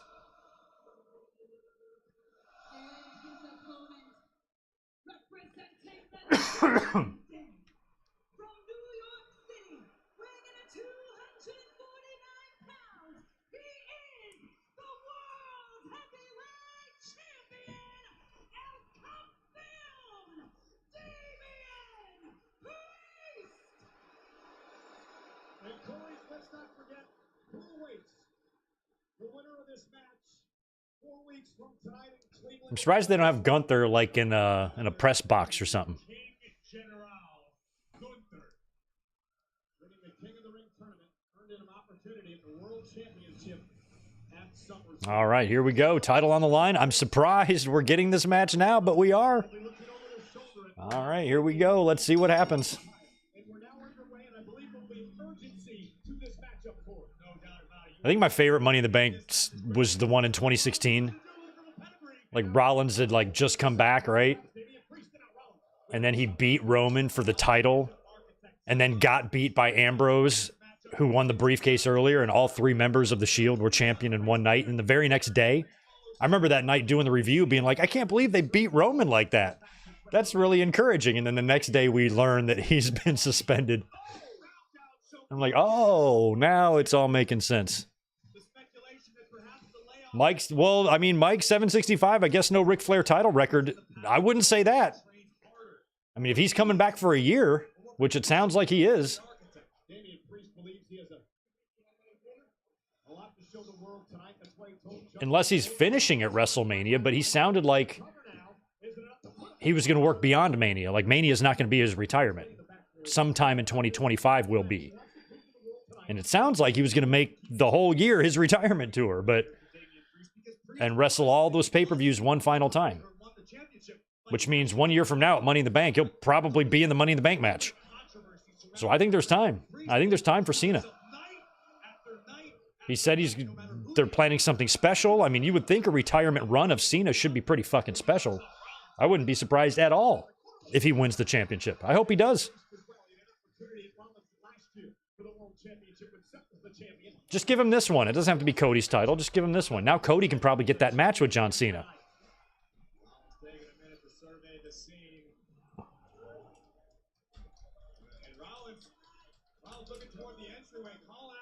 was saying, come on, Drew, come on, McIntyre. I think Rollins may have his priorities a little out of whack. Here comes Seth Rollins. Seth Rollins, suicide dive. I think Cena's final match should be against Cody.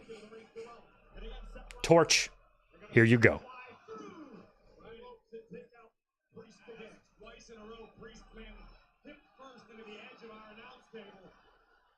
The third time, perhaps. There goes Rollins. Yes, Priest right over the announce table to the floor. And Rollins on a high here tonight, in control of the champion. Randy's advantage in effect.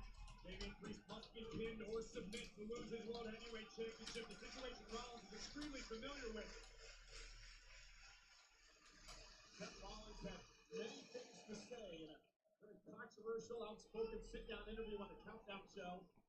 And now Rollins, top rope, Priest, able to duck underneath it. Missed with a wild kick. It was a very wild kick, Priest. Kick to the face. Super kick right on the money. Rollins now headed to the outside. Perhaps adding something new to his repertoire. I like that Rollins has kept the blonde streaks in his hair. Double springboards. Rollins changing things up. Cover now on Priest and a kick out. The evolution of Seth Rollins. Rollins has been around this game long enough to know that everybody studies your footage of your matches. Everybody knows what you do before you do it. So you have to show them a new wrinkle. You have to keep coming at them with. I'm so curious what's going to happen here. Rollins, the architect for so many years. Rollins kicked in the midsection with Priest. And again, fast-paced, frantic part of this matchup. Priest and Rollins for the championship. Seth misses wildly. Damian Priest now. Oh, plants Rollins face first. A headlock driver totally turning the tide to this matchup. And now Priest wants south of heaven. And he keeps looking back to the entrance way as well. Concerned perhaps that Mr. Money in the Bank's going to waltz out here. Yeah, see, they keep referencing it too. They keep talking about McIntyre. Changing things up to win the title. And a kick out by Priest. Oh, man. It seems as though it's a foregone conclusion that McIntyre wants to cash in on this matchup. We talked about it earlier, Cole. Is going to be in a fight tonight. Cody Rhodes is going to be beaten down and battered at some point. What better time to strike for Mr. Money in the Bank? Again, these two competitors that cannot allow themselves to get worked up and worried about McIntyre. They got to worry about the opponent in the ring. Oh, What a pivot by Rollins, slamming Priest down in a big boot. And then the champion's down. Rollins making the climb to the top turnbuckle. Seth going up top, Priest in trouble. Rollins could be closing in on the World Championship. He's the inaugural World Champion. oh. Rollins cover for the title. Under the leg on Priest. Priest got out of it. Thanks for 2 more, Callum. Cena vs. Randy at Mania. Cena vs. Punk at SummerSlam. Do we want to do all throwbacks? There was a time when a Randy Orton versus John Cena match made the audience puke. Didn't they wrestle like 40 consecutive pay-per-views in a row or something ridiculous, whatever it was? I mean, there were times when those matches really pissed off the audience. I definitely want to see Cena and Cody. And I'm fine with them doing, you know, an old school match or something, but I don't even know if we need Cena and Randy, man. Fans were not kind to those matches.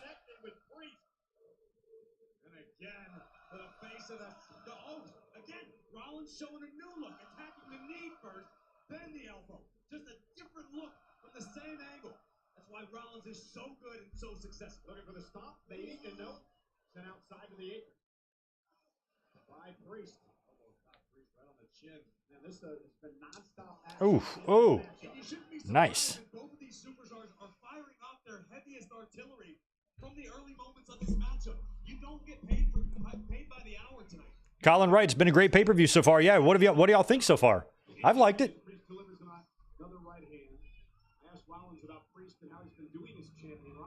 Very surprising and cool announcement by John Cena. I'm excited to see how it goes. And he's going to wrap things up in 2025.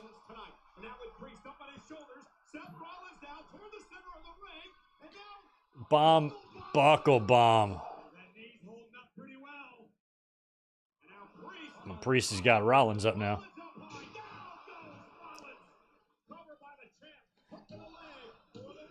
How often, help me out, how often in recent years has Rollins wore the white gear? I remember at one time him saying that Vince didn't want him to wear it.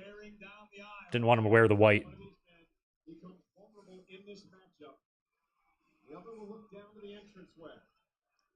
Angie, you're like a hooker's period. You're always late. I heard that on Shameless the other night, and I popped. Road Warrior popped me. I ain't gonna lie. Good to see you, Angie. You've missed some shit. You've missed some shit so far. John Cena done retired up in here. Or he's about to.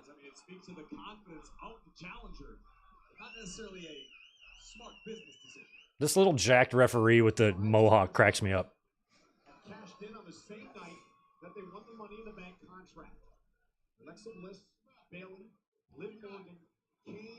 He looks like the type of guy who goes into bars looking for fights because he's short. And he hates it.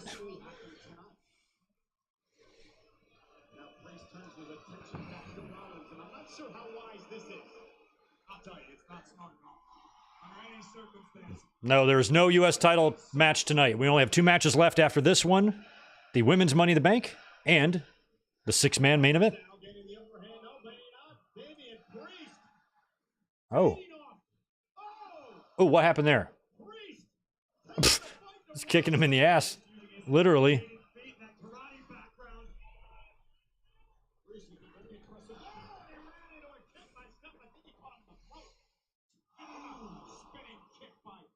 Damian Priest and another Rollins tried to block. Perhaps he did. And now Priest with Seth Watson. Reverse south the head of choke slam. He delivered to Seth last week. Nice. Pedigree. Priest though back body drop. Rollins usually very sure-footed. Maybe the Was that a stomp? This is kind of a weak-looking stomp. Wow, he almost got that too. Holy shit. Why isn't Natalya at the pay-per-view? I don't know. I don't even know if Natalya's in the WWE right now. There's been some rumblings she might be done. But hopefully she can re-sign, stick around. She's awesome. I've turned the corner on Natalya. I'm a big fan now.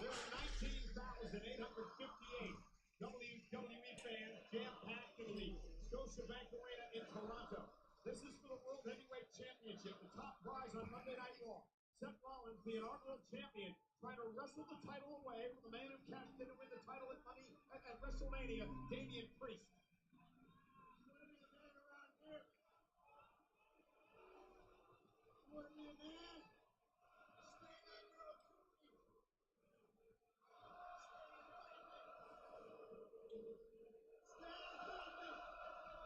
He's calling for Priest to stand and fight him. Rollins has got Priest down. Is McIntyre's music going to hit, or are we going to get a triple threat? Rollins begging Priest to get back to his feet. Various strategy. Seth freaking Rollins. All right, I feel like something's about to happen here. Time to recover. To your point, looking for the Razor's Edge. Razor's Edge, and he hit it. Rollins is going to pay. Cover by the champion to retain the title. Oof.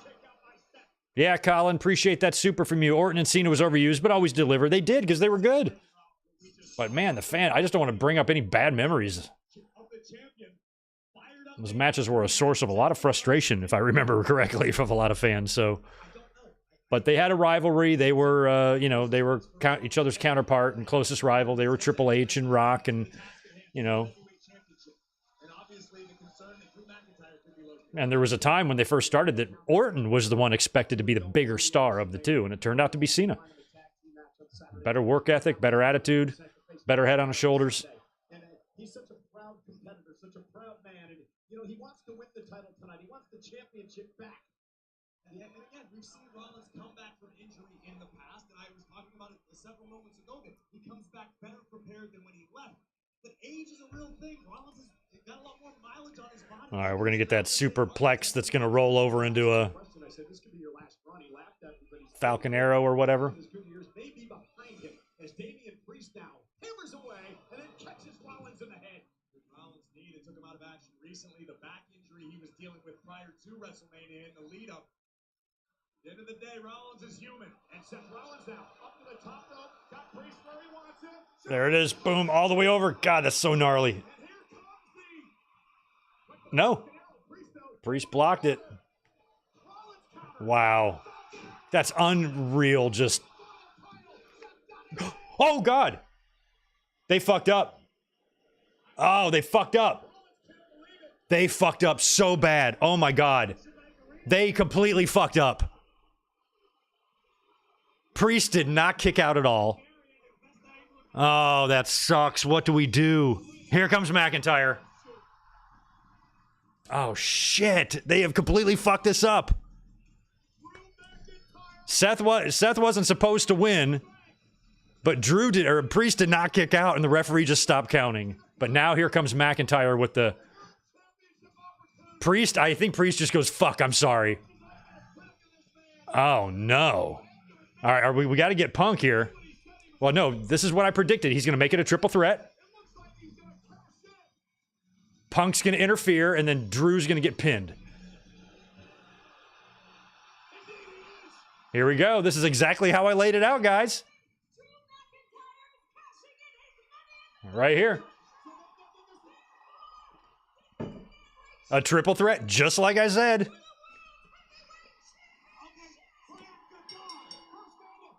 Claymore, no. Stomp. Oh. Is he really going to actually win it here? He's not going to win it because Gunther's got the shot. There's no way Drew's winning the title here. Where's CM Punk? Where are you at, CM Punk? All right, we got a close-up. He's coming. Nope. Oh, Priest was in on the Claymore. Oh, shit. I'm nervous, y'all. All right, so Drew is in there. It's a triple threat. South of heaven. Nope. Where is Punk? Where the fuck is Punk? Okay, good. We need Punk. Here he comes. He's here. There he is. Yeah.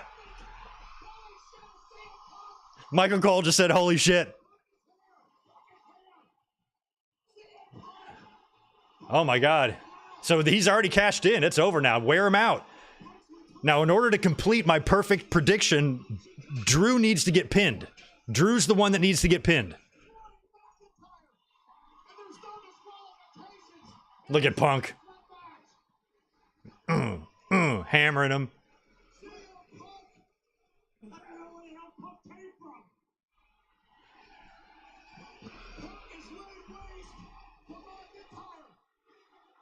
Come on, one more chair shot for good measure. Come on. Oh, my God. Now get him back in the ring. He's got to get pinned. He's the one that has to get pinned.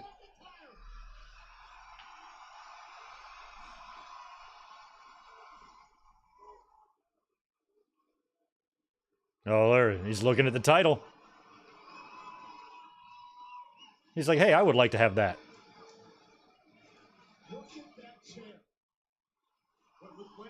He's got the belt now.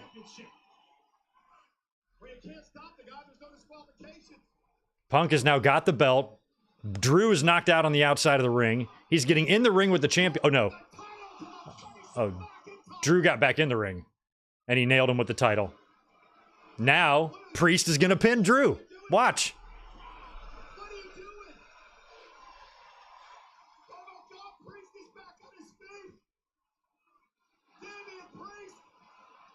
Unless Rollins is going to resurface here and try to break it up. He is. He's coming back.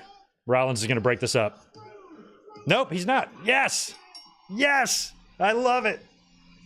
And he's sitting there.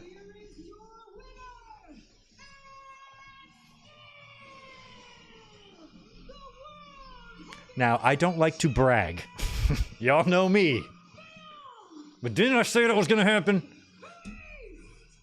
Exactly like it did.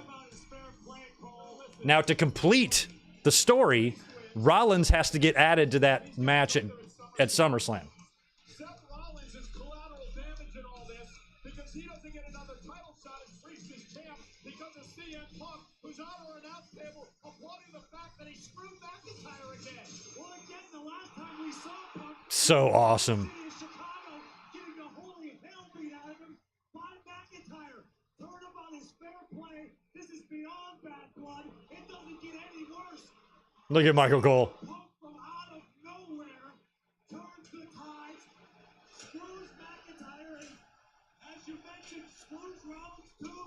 Well, listen, I mean, I get it. Punk was almost had his career ended by that maniac McIntyre. And tonight, Punk gets his revenge. And the South had a choke slam. Damian Priest is still the champion. It's not the way he wanted to win it, Corey. But at this point, who the hell cares? So great. You know what they say, by hook or by crook, means I love that. both world heavyweight champion and leader of the Judgment Day. My God, the Second City spoiler strikes. Denny down bad. I don't even have a horn. Look around me. No horns. But if I had a horn, yeah, I'd toot it. I think reality is just sinking in for the architect. Rollins. Yeah. And Corey, I mentioned it, the collateral damage by Seth Rollins. Oh, Rollins is pissed at Punk. Reaction to the return of Punk at Survivor Series tonight.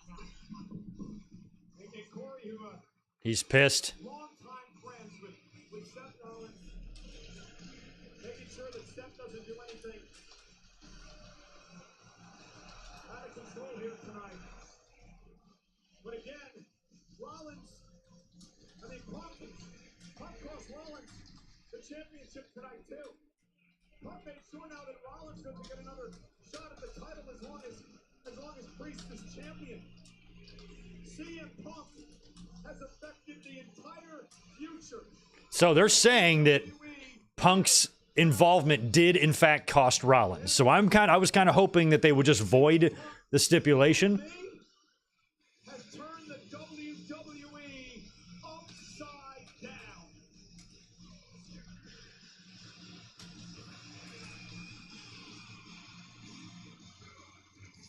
Yeah, pretty cool though. Because otherwise, I mean, what do we have Rollins do, guys, at SummerSlam? You can't wrestle Punk because Punk's going to be wrestling Drew.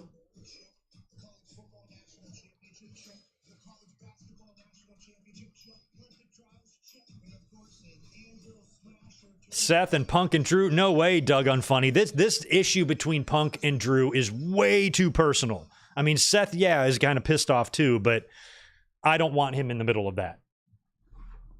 I think Drew and Punk should be allowed to settle their issue. Adding Rollins would just complicate it, where adding Rollins to the World Heavyweight title match would make a little bit more sense, because Rollins got screwed. That stip technically shouldn't count because it wasn't the match that was drawn up in the contract.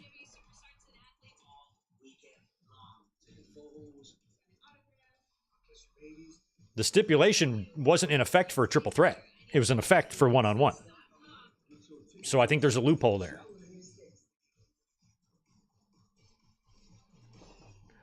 Gilbert, there you go. That's a possibility. Seth Rollins is the special guest referee. That would give him something to do at SummerSlam. He wouldn't be in the ring, but it would give him something to do. You know, aside from my idea, that's the best one I've heard so far. You don't want to just stick him in there with any opponent. You know, he's got to have something to do. And I think that's likely. Oh, wow, that's a very pretty sunset there in Toronto. Shout out to the East Coast. I miss you. I mean, kind of. Oh, look at that. Cleveland's got a little cursive sign. Oh, nice.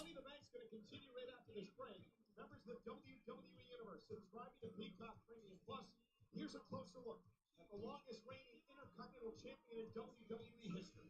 The ring general, the King of the Ring, the challenger for the World Heavyweight title at SummerSlam. Gunther has not been on TV much, huh? Since winning the King of the Ring a couple times on Raw. I don't think he's wrestled.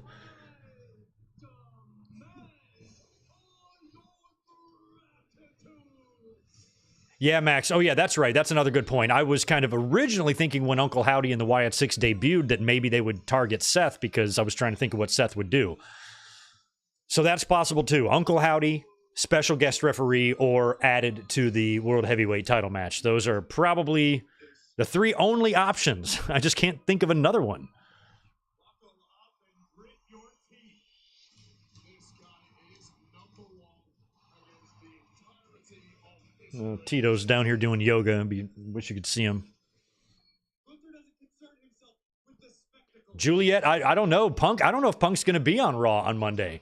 I think if you're Punk, it's in your best interest to stay off of TV on Monday. I think Monday is probably going to be about McIntyre laying down a challenge. I hope Punk is on Raw on Monday. I just don't think he's going to be. I think Drew's going to lay down the challenge, and then maybe Punk will show up on the Tron at Drew McIntyre's house. He's in the front lawn, and he just pinches a loaf on the lawn and then takes a piss on his front doormat and then announces that he accepts his challenge into the camera. That's what I would do. For 451 days, he has ruled as the champion. If he wins tonight, he is guaranteed to pass the honky tonk man, carrying that 35-year-old record. The honky tonk man. Oh my God.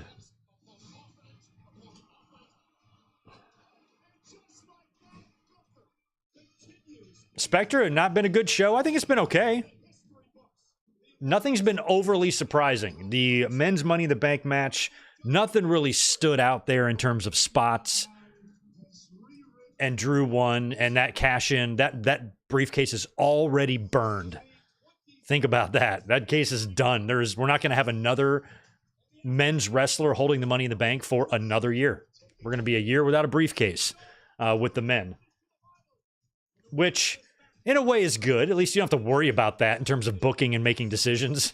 You know, you got that damn briefcase running around. It's like they gave themselves a year off. I mean, if you're on the writing team, you're probably pretty happy about that. Oh, good. We don't have someone with a briefcase that we have to worry about when we're going to pay that off.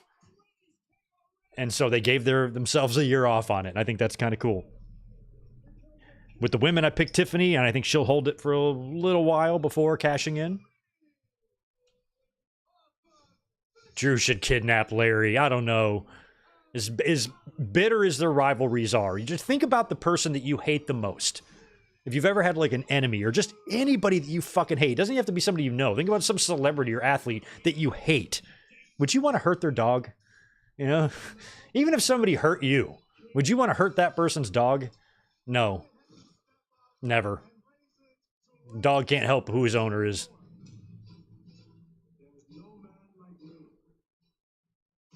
I mean, hell, you can see that in the real world. Brawl out. Didn't we hear about how Kenny was just trying to get the dog into safety? You know, it's all about protecting the dogs. I'm sure if Drew kidnapped him, he'd feed him very well and take care of him. Kind of like how the Islanders kidnapped Matilda. But it would stress the dog out. And Larry's old. Taking a dog away from his owner, that can be stressful. I'm freaking out. I got to leave Tito alone for a week. I've got cameras. I got automatic feeder. People coming to the house. But still, I got to leave him alone.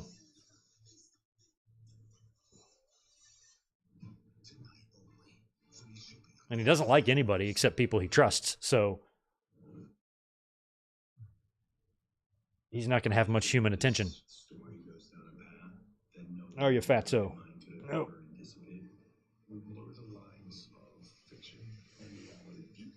I really want to get I only have 48 hours to finish my YouTube work before I leave, but I really want to try to get something down recorded on Behind the Curtain.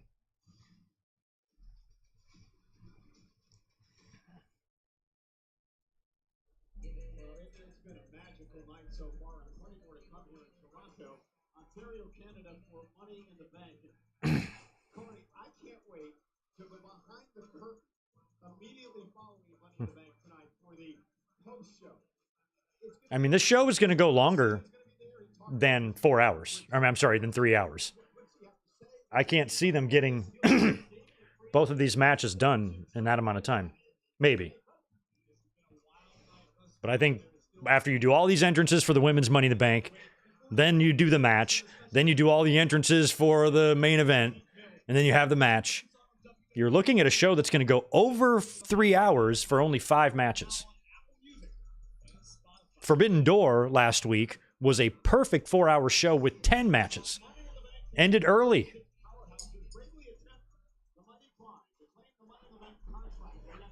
But we've had a shit. That's the one thing about these short cards with Triple H. What they do give you when you only have 5 matches on a card is a fuck ton of filler. Now, granted, we got the John Cena announcement. That technically would count as a match or a segment.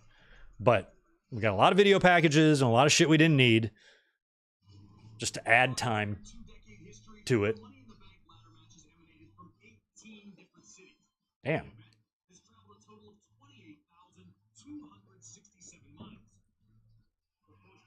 Oh, the indoor one. I think I live reacted to that year. Back in that old apartment of mine. I didn't have as much space, so my face is like right up into the camera. Yeah. Toronto, Ontario. Population 2.9 million. A culturally rich metropolis built on passion and dedication welcomes the WWE Universe to Scotiabank Arena for the ride of a lifetime. Tonight, for the first time ever, the Six hosts this year's Money in the Bank, where 6 female superstars embark on a career-altering journey, aspiring to ascend to heights even greater than the CN Tower. Well, metaphorically. Callum, appreciate that super chat. By the way, it's good to be here. Need a distraction. My cat passed away a couple of weeks ago. Oh, man, she was the last cat of 4. She was 18. Oh, my God, I'm so jealous. Oh, I'm sorry to hear that, man. Loss of a pet is tough. Even Elizabeth laughs at me because she goes, you just love your pets like nobody else loves their pets. Like, almost like a little bit too much. I'm overprotective and, all that stuff. And it's just hard. I lost Bub, a couple years ago, and he only lived to like 12 and a half. So 18 is great. I'm hoping Tito lasts that long. He's 10. I'm hoping to get another 5 years out of him at least, but he's also a fat ass, so I don't know. But he's well taken care of, and he's lived inside his whole life. He shouldn't have any diseases. He should be all right. But, man, I'm happy that your cat had a long life. 18 is a long time. Real long time. Are you the same Cal that, like, tags me and everything on Twitter? Is that you? Like, me and a bunch of us? Or a bunch of other users? Is that you? Is that the same person? Anyway, what's up? And sorry to hear about your feline.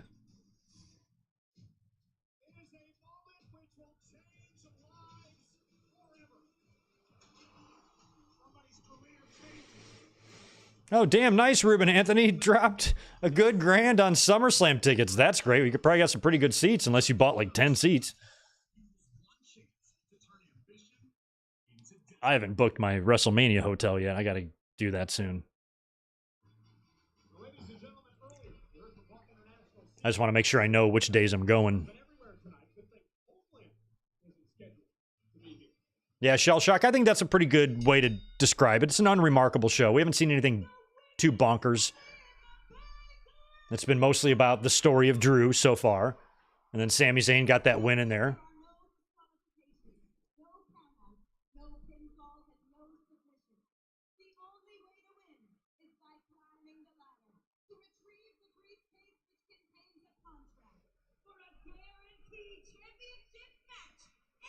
All right, I've got Tiffy in this one. I just learned about last night. I was at home and saw something about some video she posted on Instagram with Jade Cargill that some fan was being an asshole in the background, and then she deleted it, but fans are speculating maybe she did it on purpose or whatever. I don't know enough about that situation to make a judgment, but I don't know if that's going to harm or affect Tiffany here in terms of her push. I don't think that would matter, but maybe it does. Introducing first, from Orlando,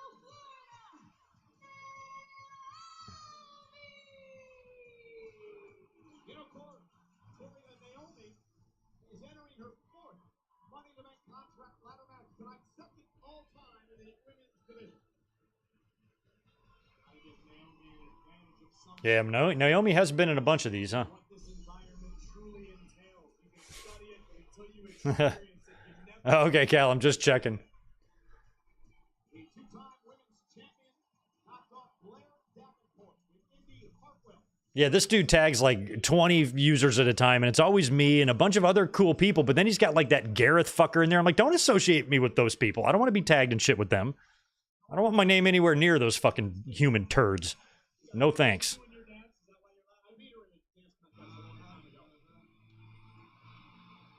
Zoe Stark out next. It's gonna be a long. How many we got here? 6.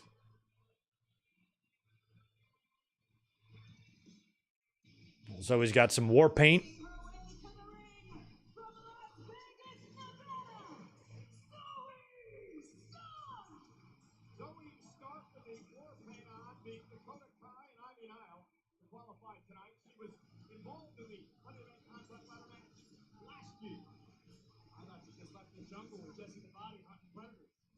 I actually don't know all the participants. I forgot. Oh, wait, they're right here in the overlay. Let's see. Oh, yeah, Chelsea. Oh, yeah, Lyra, Io, and Tiffy. Okay, that's right. No, rarely even. I don't mean X. I mean Twitter.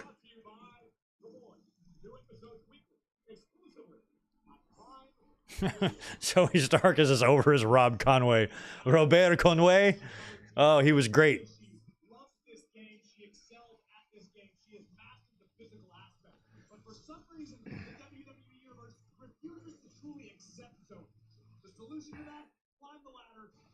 I know who I don't want it to be. I don't want it to be Lyra Valkyria. Is this her? Yeah, this is her. Nothing against her. She's a good little worker. Just, this whole thing is just too whack for me.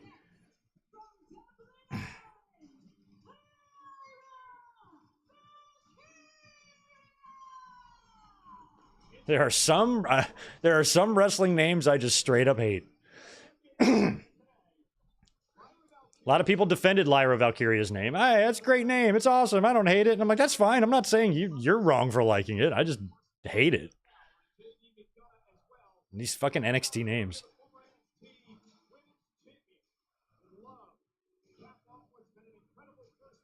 One thing that does worry me is that Lyra is pretty decked out for this. Her gear is on point. Her hair and makeup is on point. Generally, when you're winning a championship or having a big night, you go that little extra mile there with your gear.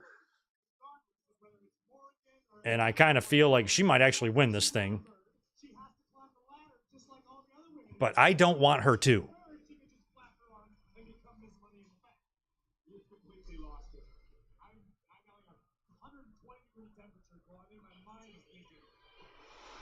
Look at the fucking reaction for Tiffy. This is who I wanted to win. And if it weren't for that video or whatever people were talking about, I'd want her. Briar Lake, Minnesota. Who the fuck is from there? Tiffany Stratton, apparently. Never even heard of that place. I'm more of a Mariah May man myself, but I still want Tiffany to win this. You know, they're just a little bit too high up for me, you know? You know what I mean?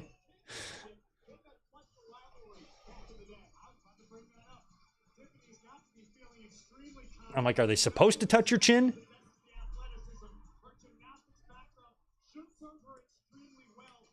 Yes, good point, rarely even. I think Chelsea Green winning the briefcase would be awesome. She would actually be my #1 choice. I said that in my predictions. I just don't think she's going to win. So Tiffany, to me, seems like the most logical choice in terms of her performance and whatnot so far. But Chelsea, I think, would be by far the more entertaining because she's just crazy and she'd be great at that. Oh, they put her Chelsea Green intro in her intro? Look at her with the Canadian stuff. Yeah, I definitely want her to win now.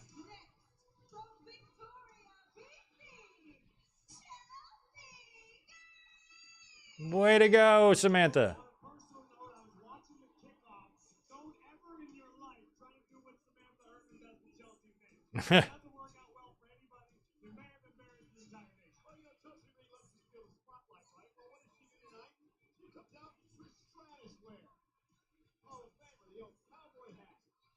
Chelsea's the best. I'm rooting for her. I've changed my mind. Changing my pick. Chelsea. It's too much awesomeness. Or I'm not changing my pick. I'm just changing who I want to win. All I know is I don't want Lyra Valkyria to win.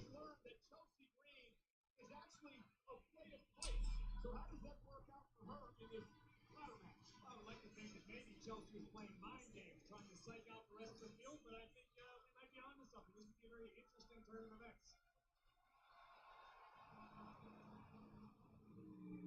Yeah, Chelsea's Canadian. I'm almost Canadian. I was born in Detroit, or in around Detroit. And that's right across the damn river from Windsor. If I would have slid out of my mom 20 miles to the east, I'd be Canadian. Maybe not even 20, 10.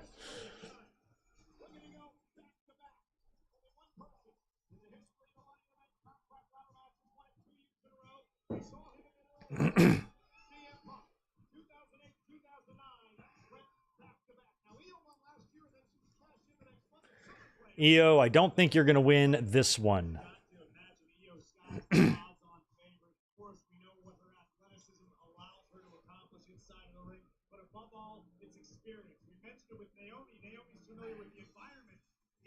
Rene Dupree has a podcast?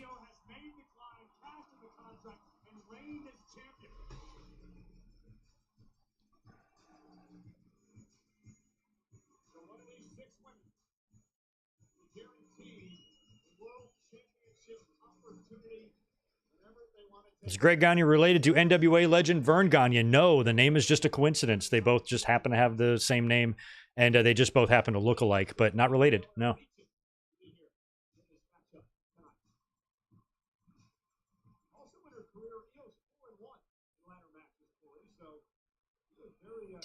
They do have one person in common. Apparently, the wife of Vern is the mom of Greg, but still no relation.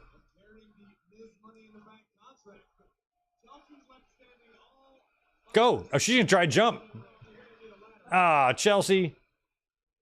I kind of was hoping that would work out for you. All you need is a trampoline. Get like Sin Cara's trampoline in there. Just bounce up there. I'm surprised they haven't tried to bounce. Nobody's tried to springboard up there yet, huh? It'd be kind of hard to do. You have to hit it just right. And then you have to hang on that thing long enough with one hand to unhook it with the other hand. That would be really hard to do, actually. I think if you're hanging from there. Oh, this would be great if she won this way. You gotta have to go faster, girl. Wicked faster. What? She's not winning? What is she doing? I just saw her on the pre-show hanging off the big Space Needle or whatever in Toronto with Kathy Kelly. Even from up there, all the people on the street could see how gorgeous they were. And she was hanging from thousands of feet in the air. And she couldn't do the ladder here? None of that made sense.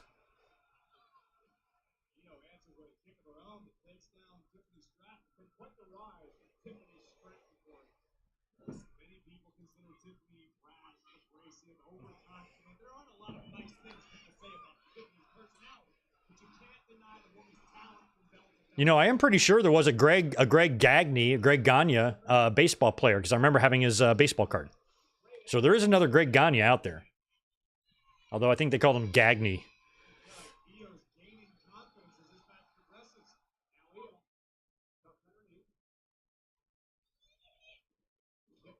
No, that was bad. Tiffany, you gotta watch out.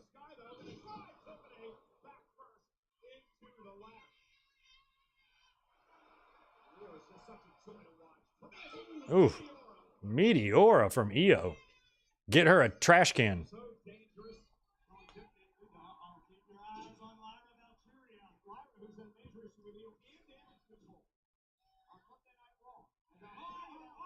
Oh, wow. Jeez, yikes. Yeah, that was pretty good.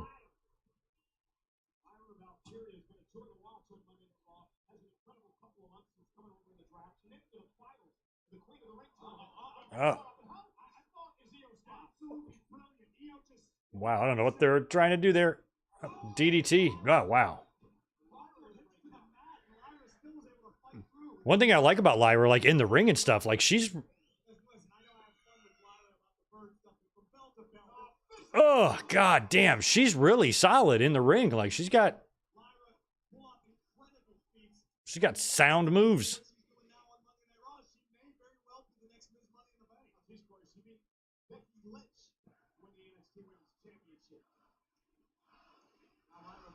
Yeah, I did forget that she beat Becky Lynch.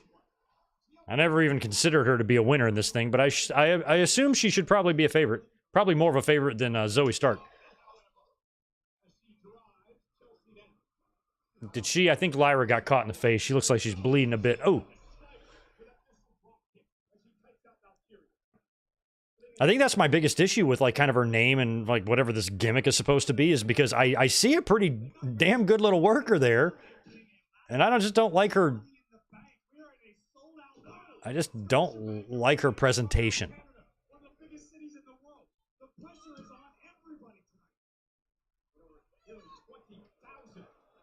Oh, Zoe, F off.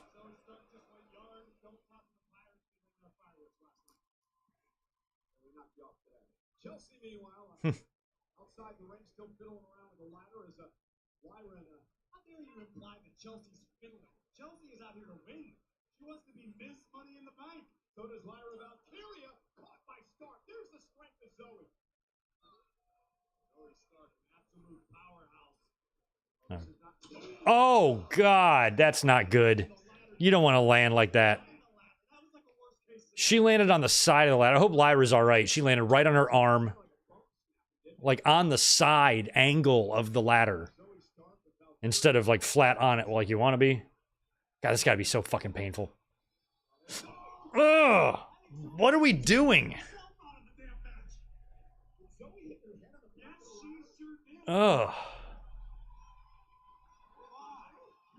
None of that was good at all. Y'all are gonna hurt yourselves. That's not good either. Fuck, this is sloppy. Yeah, it's been a car wreck, Michael Cole, because no one knows what the hell they're doing. Ah, splits. Oh, no, Naomi's gonna go for maybe a split legger. Yep. Oh.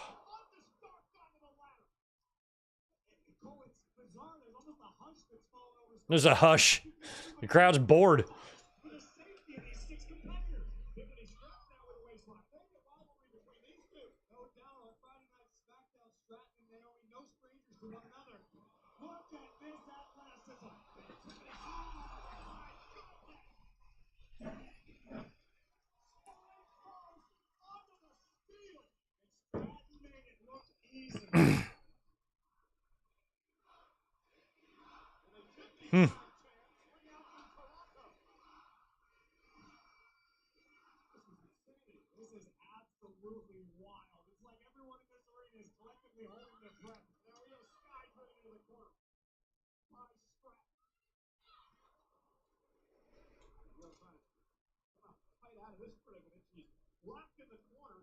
Oh, she is going to run up that. I was like, Tiffany's got an opportunity for a run-up spot here. She does it. Look out. Oh, she's going to moonsault? Or front salt? God. That looked pretty good. Swanton from Stratton to the top. Zoe, Naomi, and Lyra, I believe, caught her.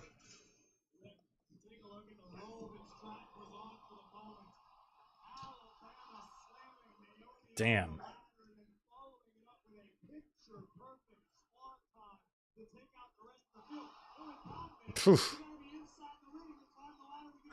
Zoe.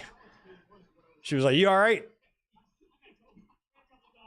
All right, Chelsea, you actually have to climb up this thing.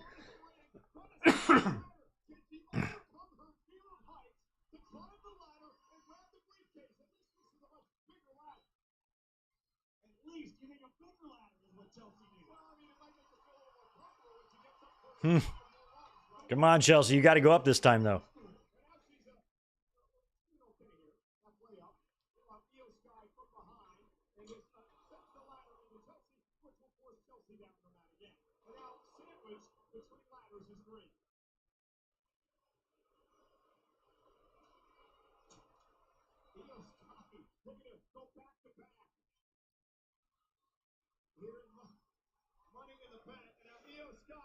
Come on, EO.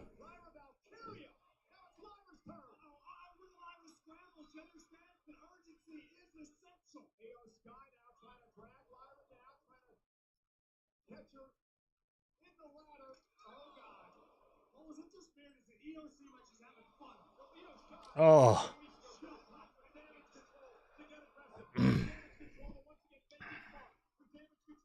That's I like how Lyra is upside down there.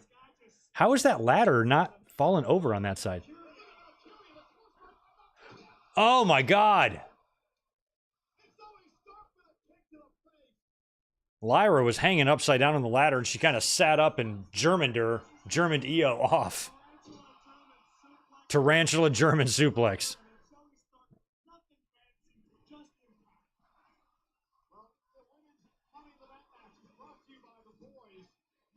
We know it's brought to us by the boys, Michael Cole. Thanks for reminding. Oh my god, the camera caught Michael Cole. He's reading that off a card and he just chucks it. So they hand him shit when it's time to read that. That's crazy.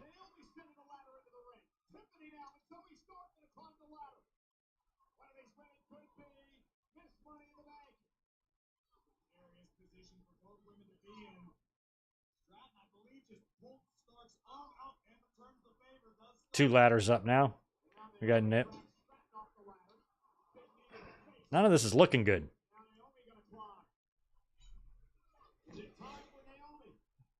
Yeah, Lyra is a beast. She's impressed me every time she's been in the ring. Oh, there's Naomi splitting it.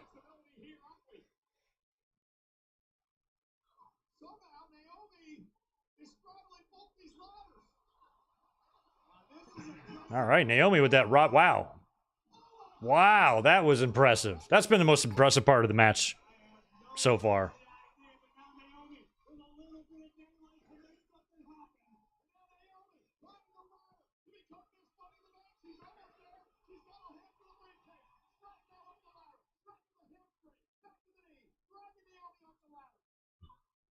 Come on, Tiffy, you're my pick.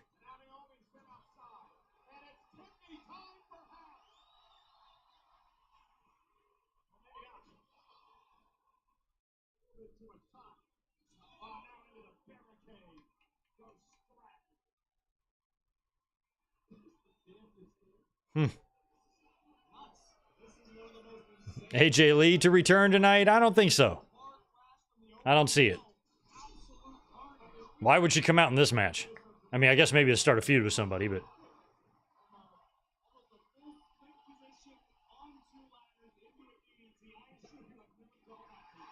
Oh, we got... Oh, the crowd really popped for the Naomi ladder. Or, I'm sorry, the Naomi table. She's like, I'll get two.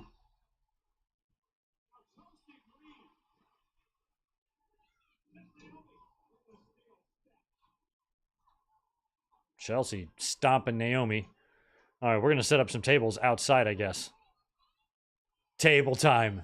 Table Tiffy time. Oh my god, I hope they can set these up correctly. Lift it up, you idiots. There you go. There you go. There's one. Nope, you got to fix the leg. God. Nope, it's not right. I can already tell that leg is not secure. Well, maybe it is. Oh, the dead guy sees it.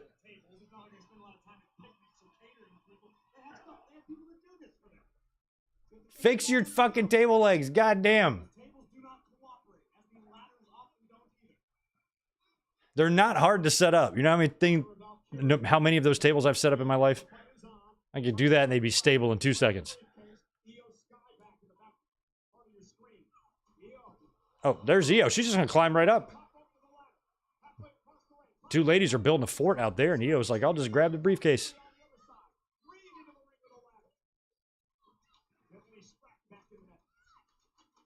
Oh, they're trying to bridge it, but there's not enough room.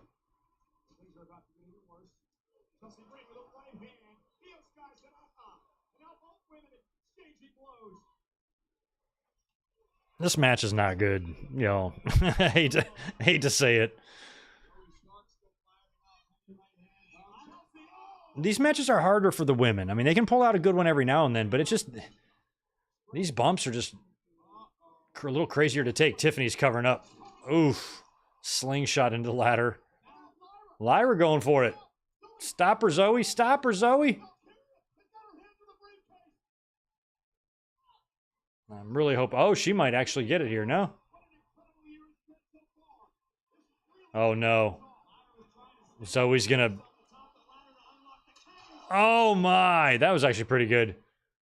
Lyra took a hard back bump on the ladder. She might be knocked out for the rest of the match. Hopefully this will allow Tiffy. I mean, Zoe wasn't on my radar either to win this, but...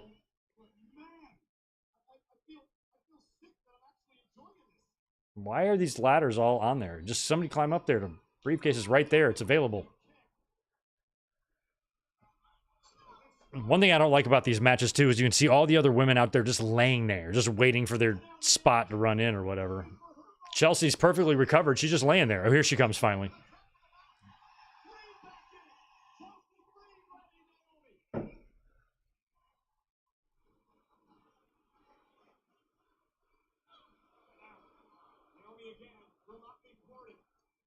Naomi will not be thwarted.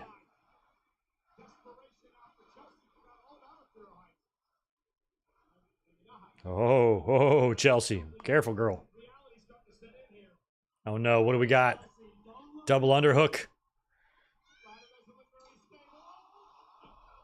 Oh, like an unprettier? Is that what it was?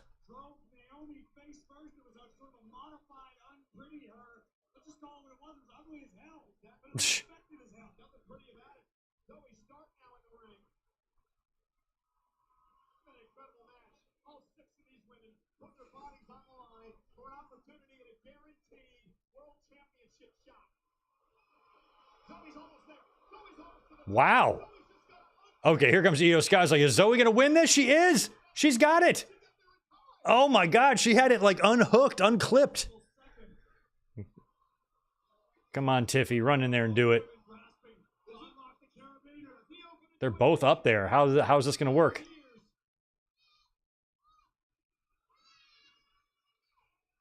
They're up very high. Oh no. This is going to be too bad. I can't watch this. God. Is she going to try to sunset flipper? Nope. Oh, God. Well, this is going to be the finish. After these two take this colossal bump here, somebody's going to run up and grab the briefcase. Oh, no. I guess that was a driver. Oh, look at Io bent backwards. Oh, what a sell by Io Sky. What a sell. Look at how she's bent over. Here comes Chelsea. Come on, Chelsea. Yes. I feel like Tiffany's going to come in and stop her. She's taking too long to set up the ladder. No. She might actually get it. No, here comes Tiffany. I can see her. Nope, she's there. Nope. She's not there. There's Tiffany. Tiffany's going to win. Tiffany's going to win. What? Chelsea went through the tables. That's it. Tiffany wins.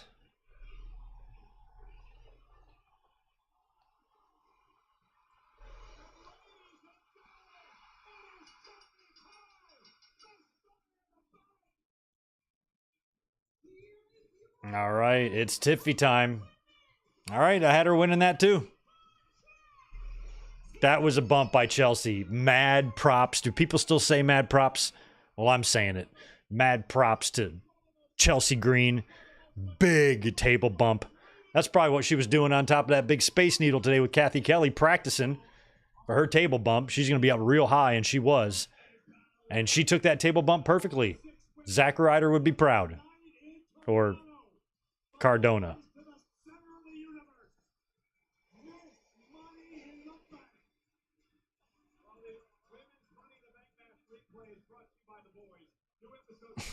Michael Cole, he keeps having to read these promo spots. Let's talk about the girls, yeah. Oh, that was good stuff. Tiffany wins, right on. I'm still perfect. 14 pay-per-view matches in a row. Oh, one more to go.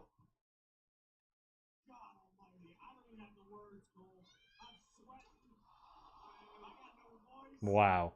All right, I will be back in just a second.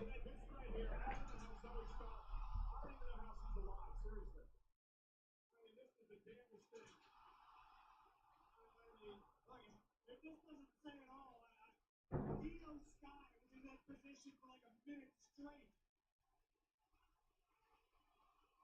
I mean, boy, I don't even. And then Chelsea Green, I think maybe her hair height is now cured. And Tiffany Stratton is now Miss Money in the Bank. She has a guaranteed world championship opportunity whenever she wants it. There are bodies strewn everywhere. I'm standing with the rest of this arena for these women. Just my God, did they ever earn this moment? Well done, Tiffany. Congratulations to the rest of the women. I got nothing else to say. That was awesome. Every single person in this match deserves a standing ovation. Just wow. All right, look at there. Tiffany's still celebrating. Didn't even miss nothing. Well, there's nobody to cash in on unless Tiffany wants to come out later and cash in on Cody. She's welcome to try. I'd like to see that. Yeah, Chelsea saved it. Chelsea's bump saved the match. That was one of the more boring, sloppy, and terrible-looking women's Money in the Bank matches of all time, I believe, and Chelsea saved it.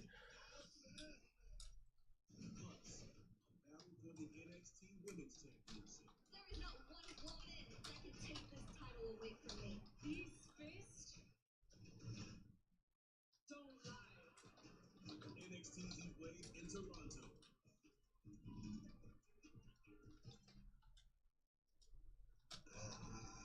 Hated, despised. I don't make a very good first impression.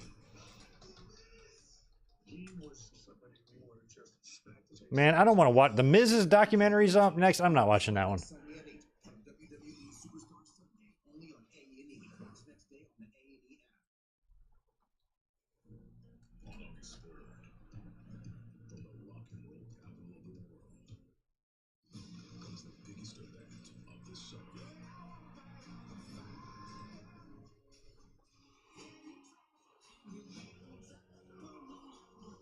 Yeah, I don't know when or where Tiffany cashes this in. I kind of felt like it might be like into 2025. Like she might briefcase this thing for a while. Nia Jax is going to be the champion, at least for a little while, in WWE, unless she cashes in on her. Oh, they're getting a big standing ovation. Maybe I'm being too hard on the match. Absolutely unbelievable. We said it moments ago. Hats off and all the respect to all 6 of those women. And congratulations to the new Miss Money in the Bank, Tiffany Stratton. 4 weeks from tonight, we're in Cleveland for the biggest party of the summer at SummerSlam. We already know Damian will defend the World Championship against Gunther. As it stands now, Bailey will defend against Nia Jax. Unless Stratton is into play. It's going to be incredible. Yeah, we'll see. I mean, Charlotte's probably due back at some point, too. You got to factor her in somewhere.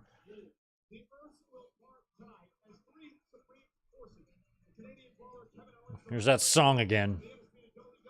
You know what else this song reminds me of? Like anytime a women's wrestler posts an Instagram or a TikTok video of them working out or something, it's always something that sounds like that. That's what I've noticed. I'm like, yeah, I'll listen to the same shit. All right, here we go. This is going to be the 6-man international incident main event. We'll see how we do.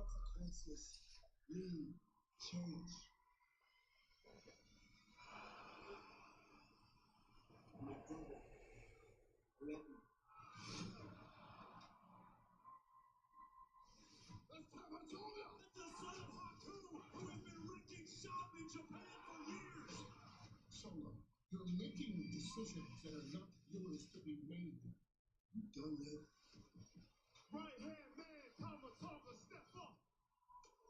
Solo. We're getting this whole ass video package. I saw the little vignette they ran on SmackDown last night with Solo talking about Roman and Cody. That's why I think they have to do the finish that I predicted here and have Solo pin Cody, book the match for SummerSlam, and then you could have Roman Reigns come out to help Cody Rhodes, or at least show up at the end of the match and maybe have just a little moment there with Cody.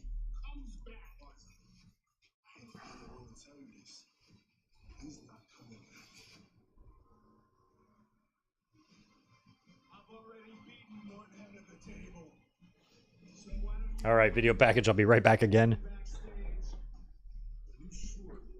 solo. I get wanting to do it on their own, but they always have a time. These Falcons are completely unhinged. Here comes Owens. Here comes Owens. That Jacob Fatu is going to be locked up. Fatu is going to destroy the WWE champion by a force of Jacob Fatu. Step up. I love you. Acknowledge you. Solo, this is very dangerous people that you are recruiting into the bloodline. Acknowledge me. Solo, I love you. And I acknowledge that you are not my tribe. You are looking at an obviously out of control, a rogue bloodline. As Solo Sikoa continues to make a hostile takeover as the leader of the bloodline.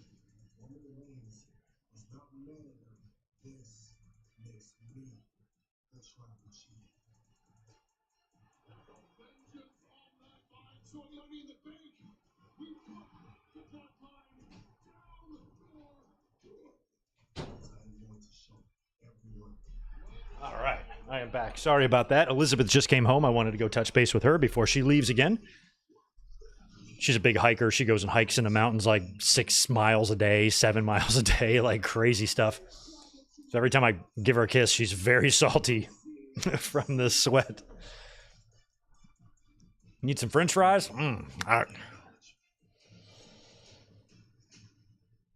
All right, we haven't even started the entrances yet. That's good. It is my absolute pleasure to be joined backstage by Canadian icon and WWE Hall of Fame. Canadian icon, Trish Stratus. Trish, you know I spent a lot of time in this particular building, but I gotta say, it has been electric tonight. What do you Jackie, I have not been giving you enough credit. Because here, the fans are so passionate.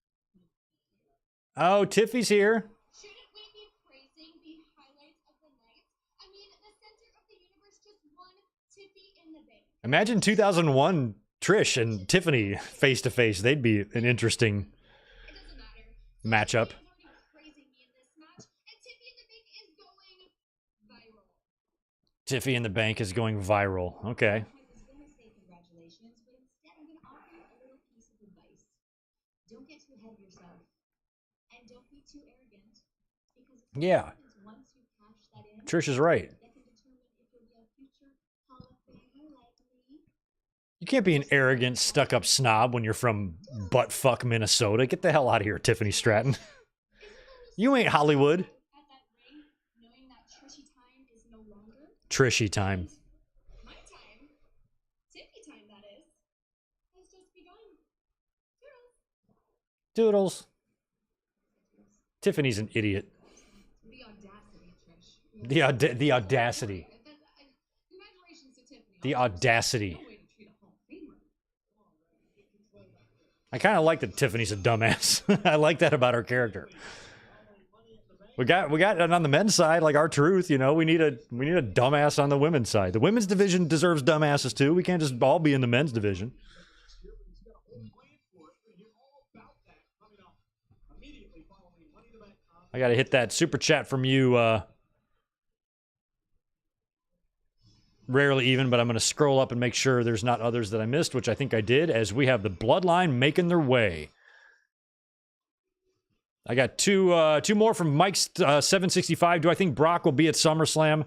I don't know. I don't think so, but maybe. I'm not sure what the deal is with Brock. Wow, Solo's wearing the thing now, coming out to the ring. I mean, I feel like we could see Roman come back here. I think it would be better for SummerSlam to do it and not see him here. We already saw Cena tonight announcing something big. So maybe having Roman come back would be better saved for the main event of SummerSlam and those post-match Bloodline epic angles that we all know and love so well.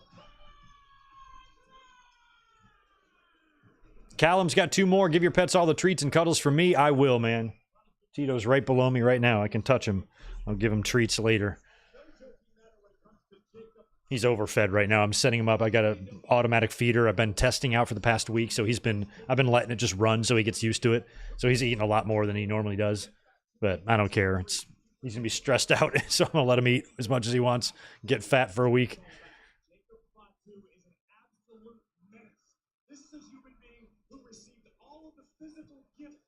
Yeah, I don't dislike Zoe Stark as a worker. I think she's great. She's kind of got a little Benoit vibe to her. I like that.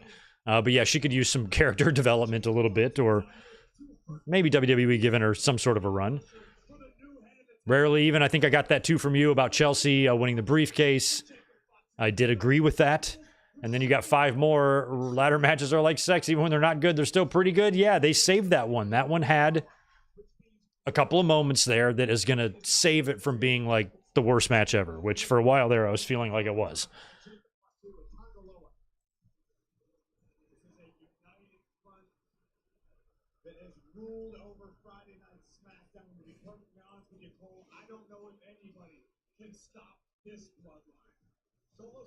Said, I didn't want this. The family needed this. Roman Reigns was not man enough to defend our championship at WrestleMania. Brought here to get the title back, defend our legacy.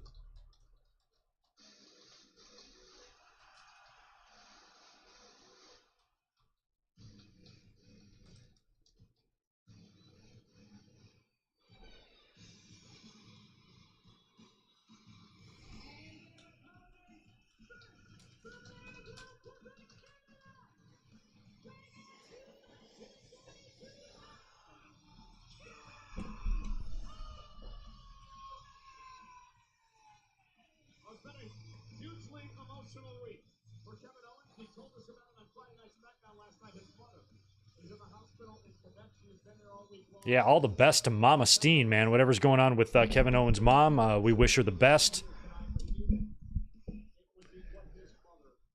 Pretty emotional promo from him last night on SmackDown, explaining that, hey, if he wasn't here tonight and he missed a show because of his mom, then she would be pissed, and so he's here.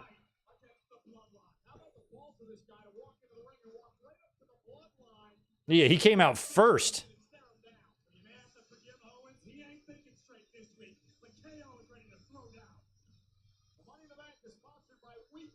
So it is going to be Jacob. I kind of didn't register until just now. Is Tonga Loa like in a suit?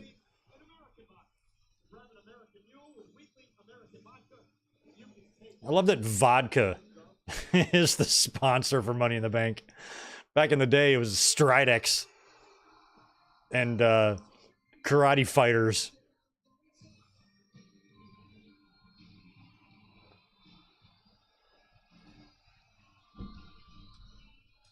All right, Orton. I want to see the bloodline again.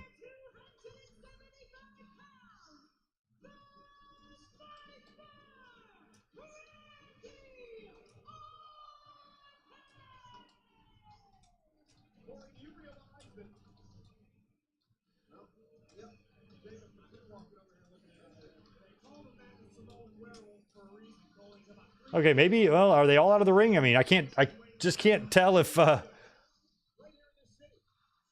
Jacob's in this match or not. When the Bloodline was making their entrances, I just saw Solo. I wasn't really registering how everybody else was dressed, so.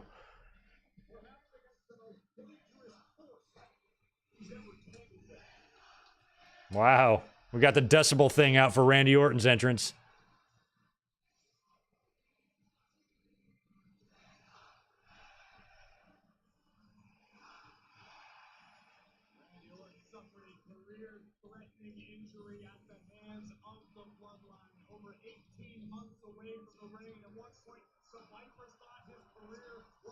I mean, it would be cool if a Tiffany and Jade Cargill like story was in the future. Like if Jade feuds at Nia wins the title, then Jade feuds with Nia Jax. Maybe Jade Cargill gets a title shot against Nia Jax, and then Tiffany comes in and cashes in, pinning Jade Cargill to win the title or something like that, and then Jade chases Tiffany, eventually winning the title. Something like that could work.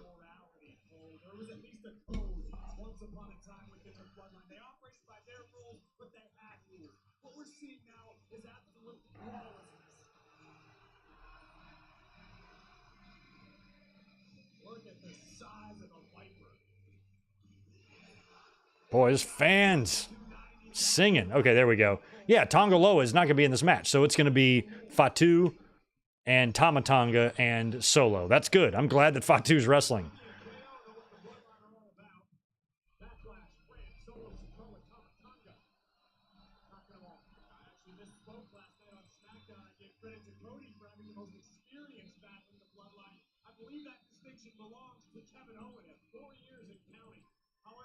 Has not tasted the success against the bloodline that his third man on his team has. All right, here we go. This match is going to go probably just a hair over 3 hours.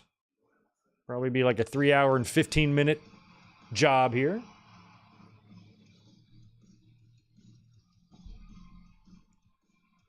And Cody coming out last. The Canadian Nightmare. He can be Canadian Nightmare. It's got the same amount of syllables.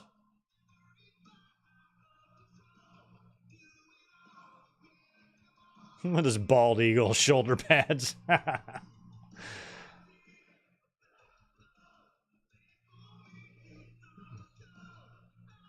Cody's the only dude dressed in red, white, and blue that I don't find to be a complete tool. I hate what passes for patriotism in this country. And it's usually a huge turnoff, but I give Cody a pass. It looks good on him. I love that American Nightmare, or American Nightmare logo, Cody's logo. I think it's awesome looking.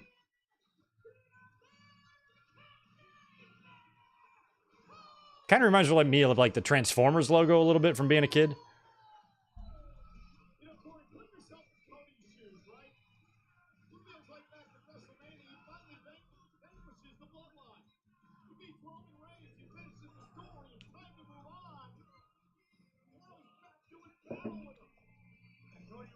Yeah, Cody Rhodes back messing around with the bloodline again.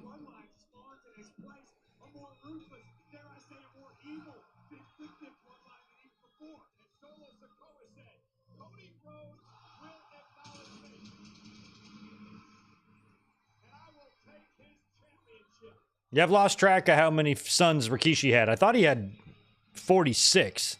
Apparently it's less than that.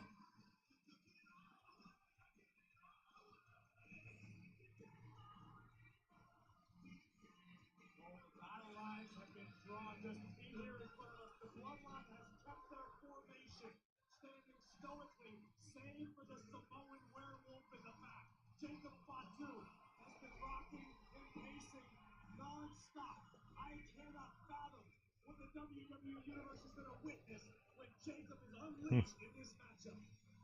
It'll be his first match in WWE. We need Viper heel Orton. Yeah, one thing I speculated on in the predictions factoring into the finish here is maybe there could be an issue with Cody and Randy in this. Maybe Randy loses his cool or something or hits Cody with an RKO. I probably doubt that'll happen. I think the hatred for the bloodline is going to overcome any personal issues they might have in this match. But I still think we could get some teases of Orton and Cody. And I think that's definitely a match that's down the line in the near future, I would think. But I guess we'll find out here if Meltzer's claim is correct. We should be able to tell by the end of this match who Cody's likely SummerSlam opponent should be. And if it is, in fact, going to be Solo, I think Solo pinning Cody would be a pretty clear indicator that that's going to be the case.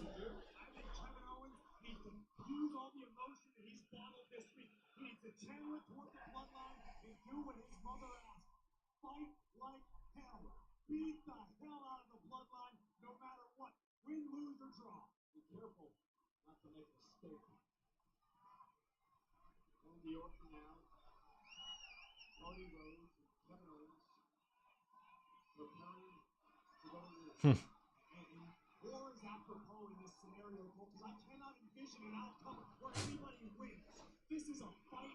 This is a battle. This is going to be ugly and brutal and personal. What are they? I can't tell what they're chanting.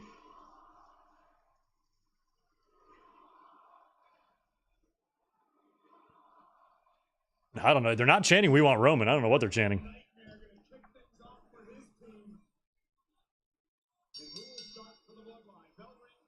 We are underway. Cody Rhodes, the undisputed WWE champion.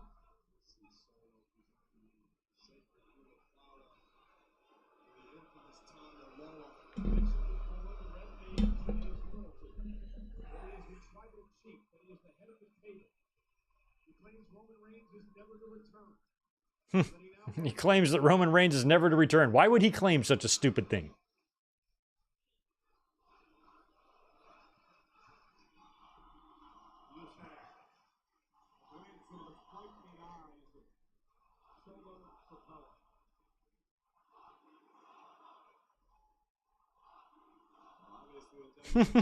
Randy's like, yeah, fuck you, Solo.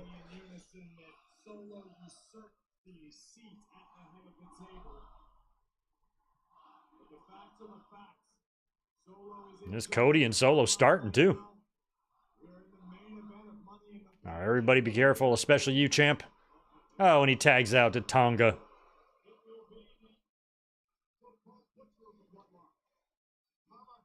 And wasn't Tama Tonga kind of talking shit to Roman Reigns on social media? Didn't they have like kind of a little online beef there when he was in New Japan?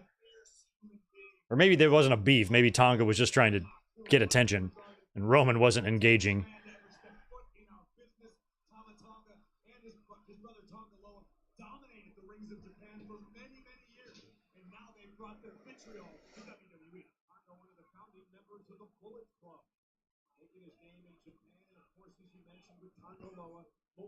Michael Cole loves to shout out the Bullet Club. Cracks me up every time he does.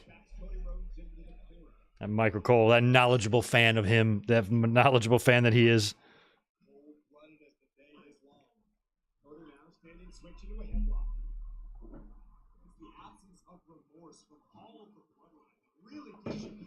Mm.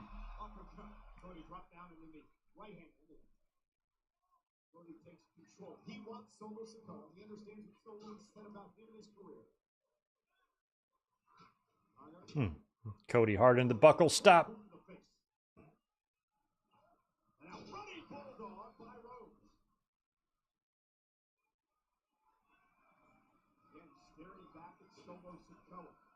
It's interesting that they kind of have the crowd darkened a little bit, don't they? Surprised that shit's not lit way up. And that green lights they like. They got some lasers over there, some spotlights. But the other side, kind of dark.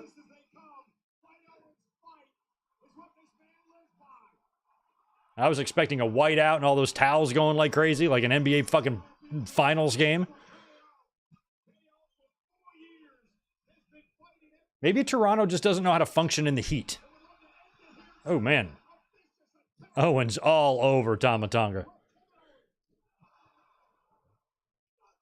He gave the suck it to the bloodline. He should have given him the Hawk Tua.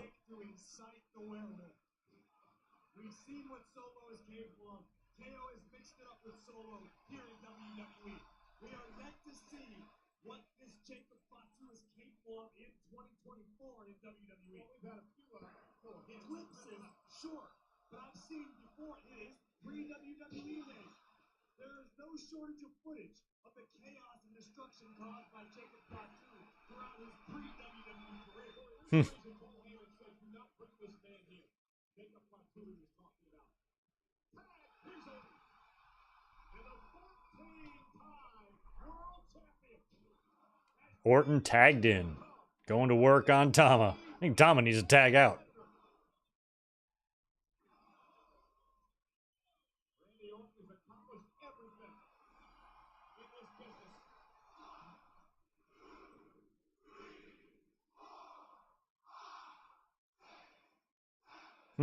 Crowd counting.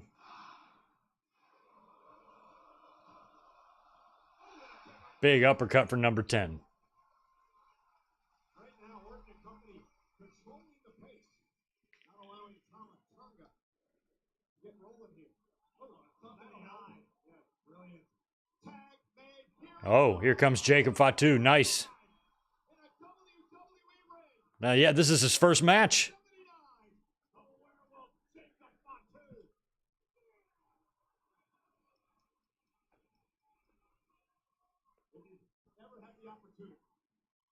Randy Orton is huge. He makes Jacob Fatu look small.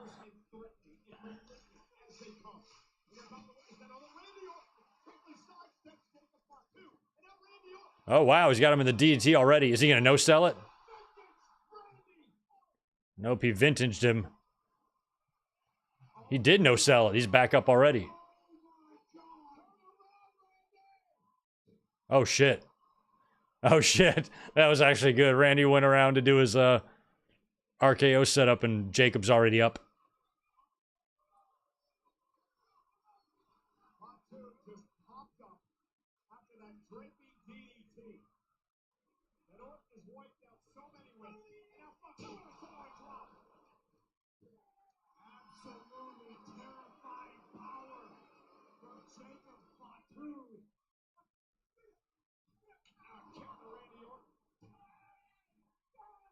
All right, Jacob's in there. He's got Randy down. No sold to Vintage Orton.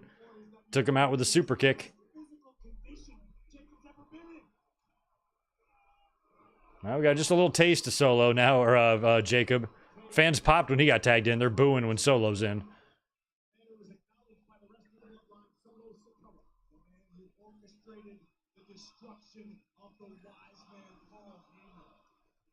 Yeah, don't forget about Paul Heyman. I think it's SummerSlam when Roman Reigns comes back. He's going to have Paul Heyman with him. And that's going to be pretty awesome. Hello, Clone Force. What's going on? Yeah, remember? They did do the same thing in Philly for Mania. I was bummed out by how dark it was. Especially that night one.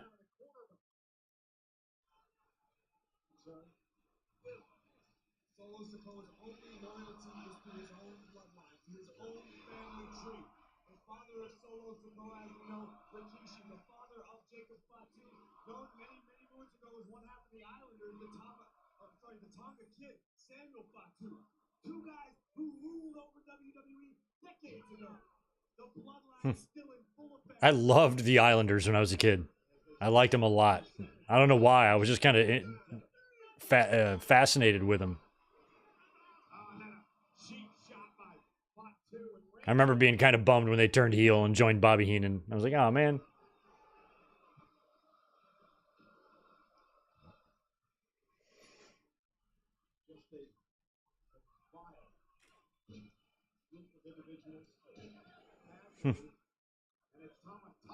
Oh, wow.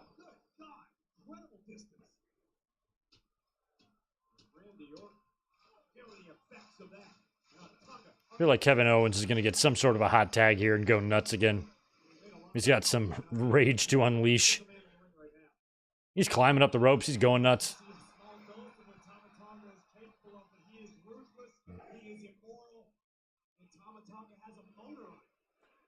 Denny down bad? Probably. It's going to be something like that. When Paul Bearer came back for Kane, but I think, you know, maybe at the end of the SummerSlam match, when the Bloodline is doing something to Cody or something like that, or who knows, or ladies and gentlemen, and out walks Paul Heyman. And he announces Roman Reigns comes behind him.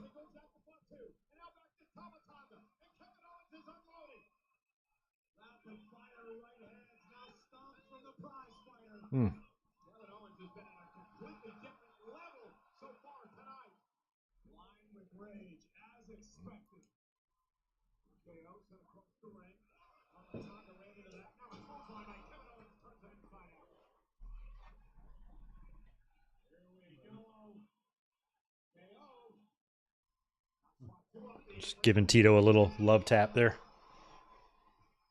Don't unhook my cords, buddy.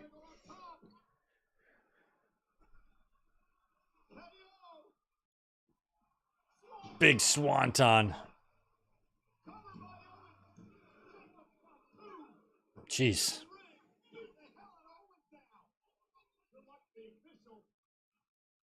I feel like this just a feeling. I think we might get Jacob Fatu.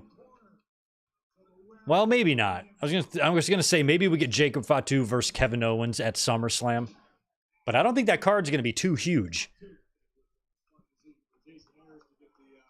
I mean, maybe 8 matches if we're lucky on something like that. But I would love to see Jacob Fatu and Kevin Owens one-on-one.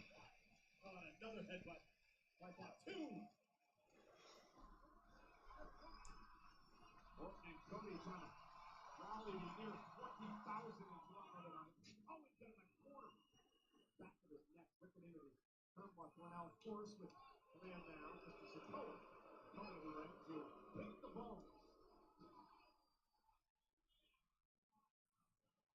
Notice how methodical Solo Sikoa has become over the past several months. Now it's Owens that's cornered. Getting worked over. Solo has truly grown his game. He's grown into this role as the new tribal chief. A very complete competitor. Well, the crowd, at least Solo's getting heat. They do not like him at all. I mean, they were borderline cheering Jacob Fatu when he was tagged in. Doggone funny. Not this year, they don't. We have 3 more SummerSlams before the 2 nights thing happens. That's 2026, I think. So 2 more, I guess. We have this one, and the next year's SummerSlam in 2025 is also going to be 1 year of 1 night.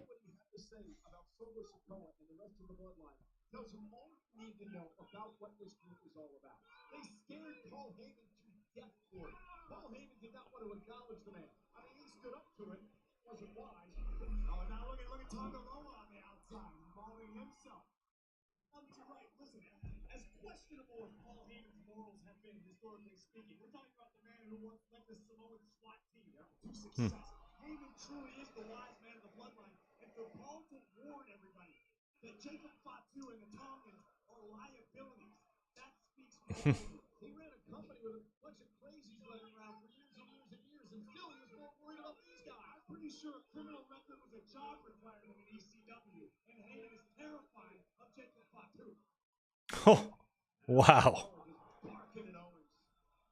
Solo Sikoa has just really taken on this leadership role, and it's amazing. He was the right-hand man, he was the enforcer, and he learned from Roman Reigns. Ooh. He's taking it to another level.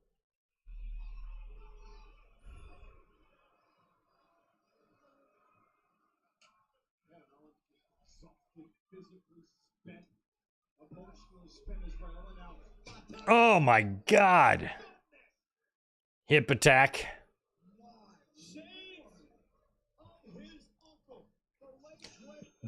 Do we have a Jack Perry Open Challenge coming up? Marco Stunt's going to answer it? I would love that, Yachiro. Holy crap. Good idea.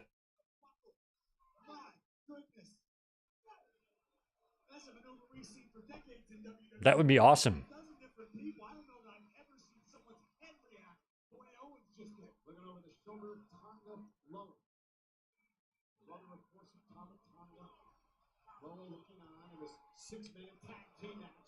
Yeah, there's a few wrestlers there in the early days of AEW that you knew probably weren't going to last. Wow. Jacob. Now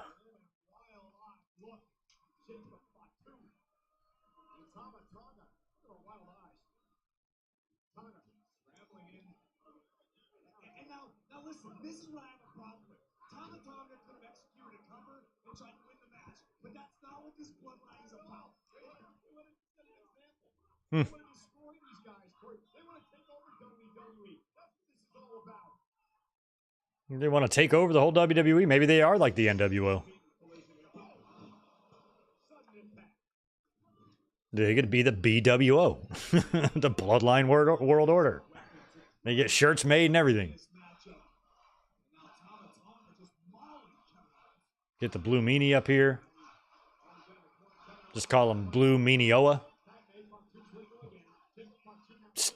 Stick his name up there in that family tree somewhere. Yeah, he's just real pale because he was born in Saskatchewan.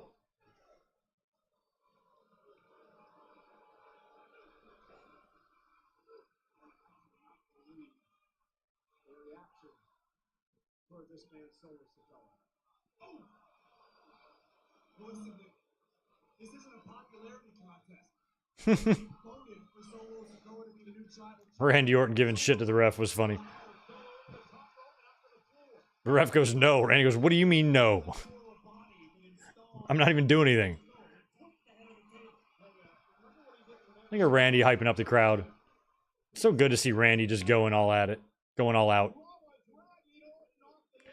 Tonga Loa interferes. Big surprise. You could keep a lookout here for yet another member tonight here in this finish somehow. Would be a great way to set up Cody getting spiked by Solo.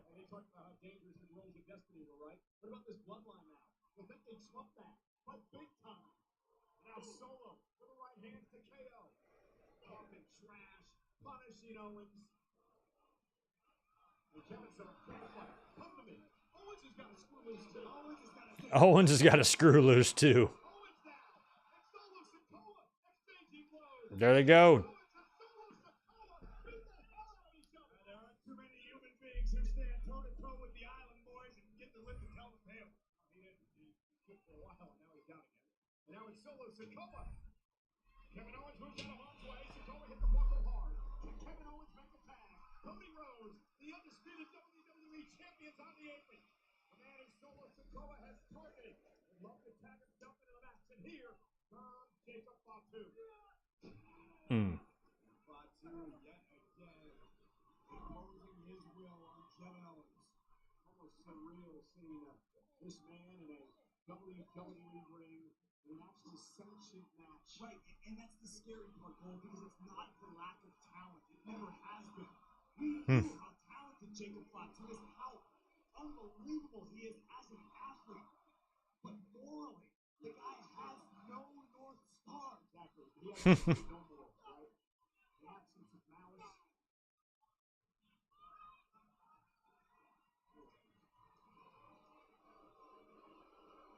Jacob's got Owens set up.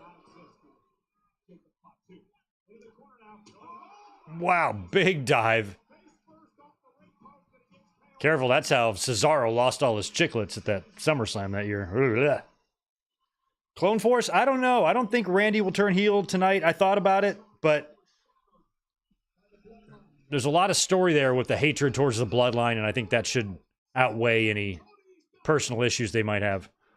But they're teasing stuff between Cody and Orton for sure. Just not sure if a heel turn comes tonight. It could. Nice.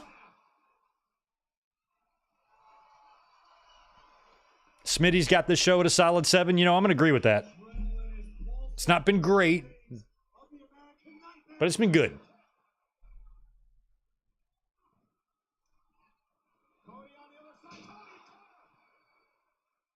I may have not been being fair to that women's Money in the Bank match I put on Twitter that I thought the match kind of sucked and Chelsea saved it. And people were like, no, that was the greatest match ever. Match of the night.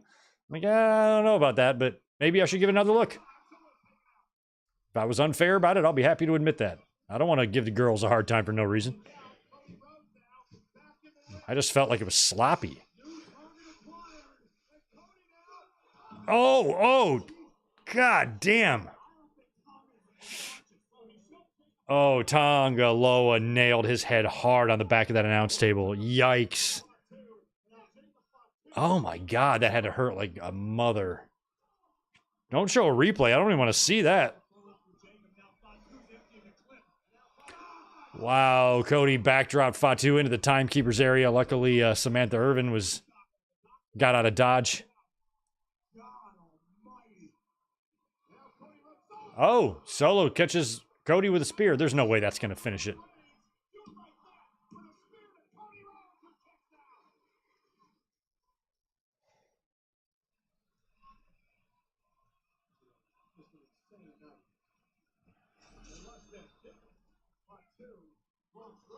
Oh, wow. Oh, the doctor got nailed. Oh, man. She didn't sign up for that.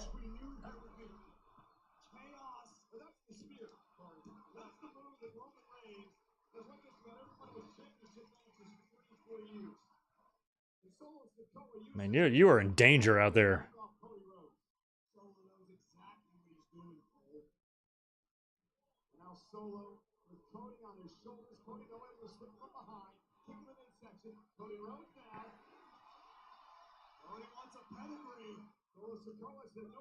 Oh, ref bump. Ooh, nice.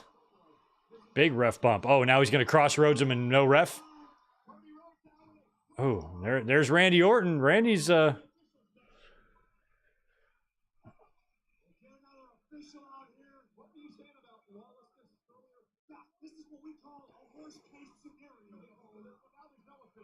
Owens is going to hit him with a frog splash, too, for good measure. Boom.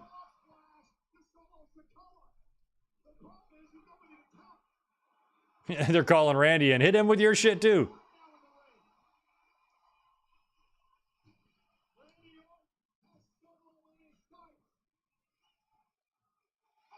RKO. Solo ate everything.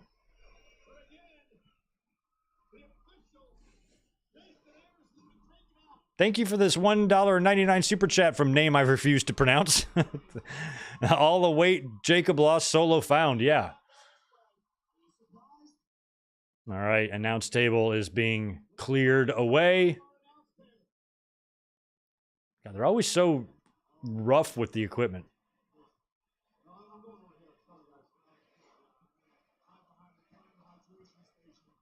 Triple power bomb, shield style. Yeah, let's do that. Let's do that. Let's always do that.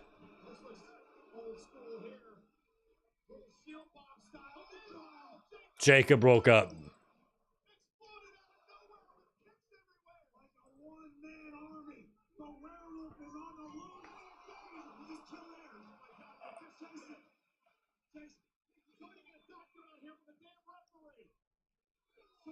Ooh.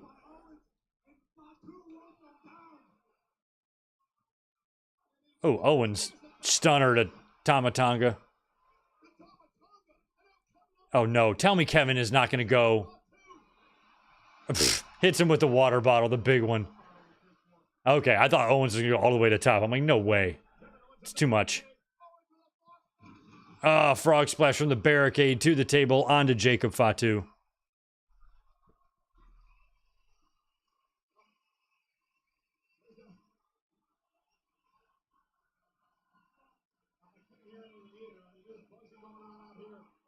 I don't know how the ref is hurt this long from that one bump he took. But that's wrestling for you. More This Is Awesome chance.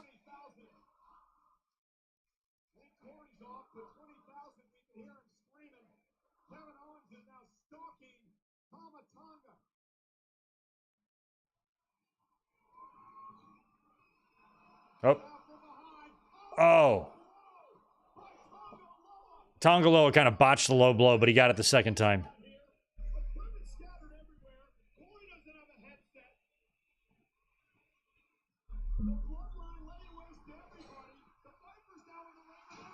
RKO to Tongaloa. And one to Tamatonga. Maybe one more for Solo. Oh, Spike. Spike to Randy Orton. Oh, he might hit Cody right here. Nope. Oh, yeah. Crossroads. We still got no referee, though. Cody intercepted the spike, hit the crossroads.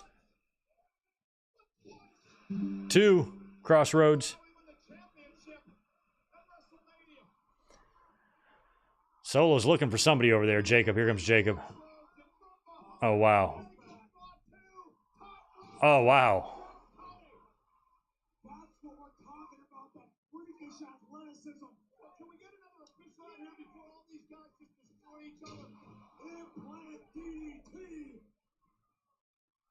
So Jacob just came in, saved Solo, DDT's Cody.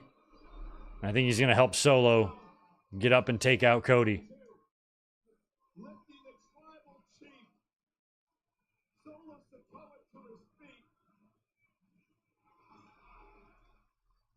And then set him up.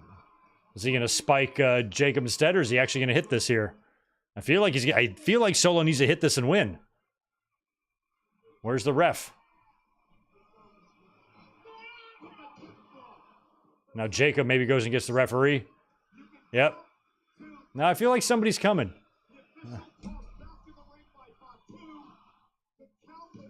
Yep. Yep. Perfect again.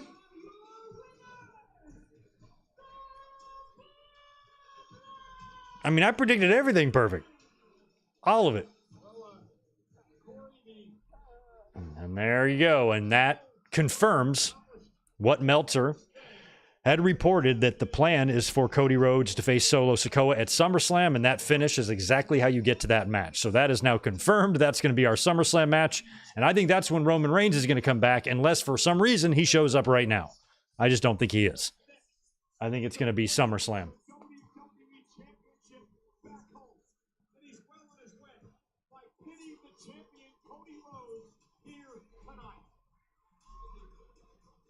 William Brown, Wilmington in the house. Right on, man. It's probably hot as hell down there in the port city. Being shown by Fatu in Tonga and Loa for the head of the table, Solo Sikoa. Let's take a look at some of the action that went down. Fans are kind of waiting, holding out hope here, but I don't think anything's gonna happen. The Samoan werewolf Jacob Fatu proves to be the game changer. Super kicks for The Bloodline needed this big win. Now they can. Oh, that's right. I forgot the ref got that second bump down there. I was thinking it was just that first one.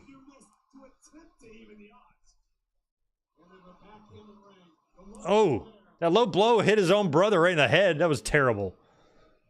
And then Randy Orton delivers some more KOs. Here's one for Tama Tonga. But before Orton could finish the job, the new tribal chief would strike. And then Jacob Fatu would immediately make his presence felt. Look at this terrifying athleticism. Back in the day, William, I used to bartend at Portland Grill over in Wrightsville. Made so much money there. Place was so good. The undisputed WWE champion. 1, 2. Bring the title back to my family. Roman Reigns disgraced the bloodline by losing the championship. It is up to me to bring the title back home. Will it done? Yeah, and that's something else that Solo's already been doing, mentioning that he wants to take Cody's title. So it seems like that makes the most sense. And there you have it. So I think we're going to go to the media scrum next. Thank you so much. What an ending to tonight's Money in the Bank. Wade, I know you're a little bit heated about what transpired tonight. We're going to get to all of that. Wade's very upset. Layers on layers on layers to this. I am Jackie Redmond. All right, we're going right to the pre-show, or the post-show, I should say. They are going to do the media scrum thing, and Cena said he was going to be a big part of that. So, yeah, there you go. We will talk a little bit about it here. Let me just straighten out my microphone. Let me know what you guys thought of tonight's pay-per-view. Give me your A, B's, C's, or D's. Give me your number, grades, however you want to measure the show. Let me know what you thought of it. We watched it together, and I mean, it wasn't great, but it certainly wasn't bad, and we definitely got some surprises. So there you go. Money in the Bank 2024 is in the books, and your boy, once again, just like Forbidden Door, went perfecto. Not only did I go perfect in my predictions, I even predicted the triple threat and finish of the World Heavyweight Championship match, right? So I am on a fucking roll. 15 out of 15 in my last pay-per-view match prediction. So just really quick, let me Barry Horowitz myself. Thank you very much. Tonight's Money in the Bank pay-per-view I thought was really good. We did have a couple of surprises. One of those surprises was a big appearance by John Cena. Now, John Cena's appearance and his announcement about his retirement, I think I'm going to record some separate thoughts on that. So keep a lookout tonight or tomorrow. I'll drop a video on that because I have a lot to say about John Cena. But he showed up right in the middle of the show here tonight to announce that he is going to retire from the WWE. All of his gear had the last time is now.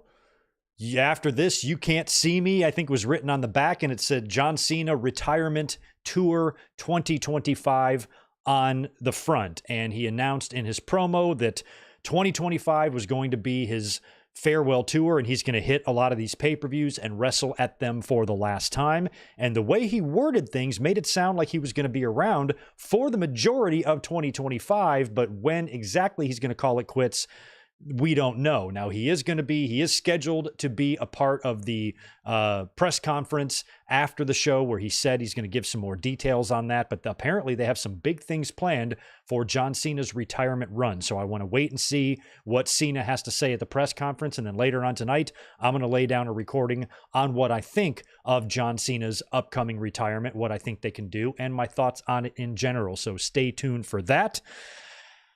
That's going to be that's going to be crazy to see him finally hang it up next year. But the rest of the show tonight, I still thought was very good. Now, they opened the show with the men's Money in the Bank match, which we definitely thought was possible, especially if the plan is for McIntyre to come out later. You got to get this match done pretty soon. Now, I was under the assumption that Seth Rollins and Damian Priest would be the main event.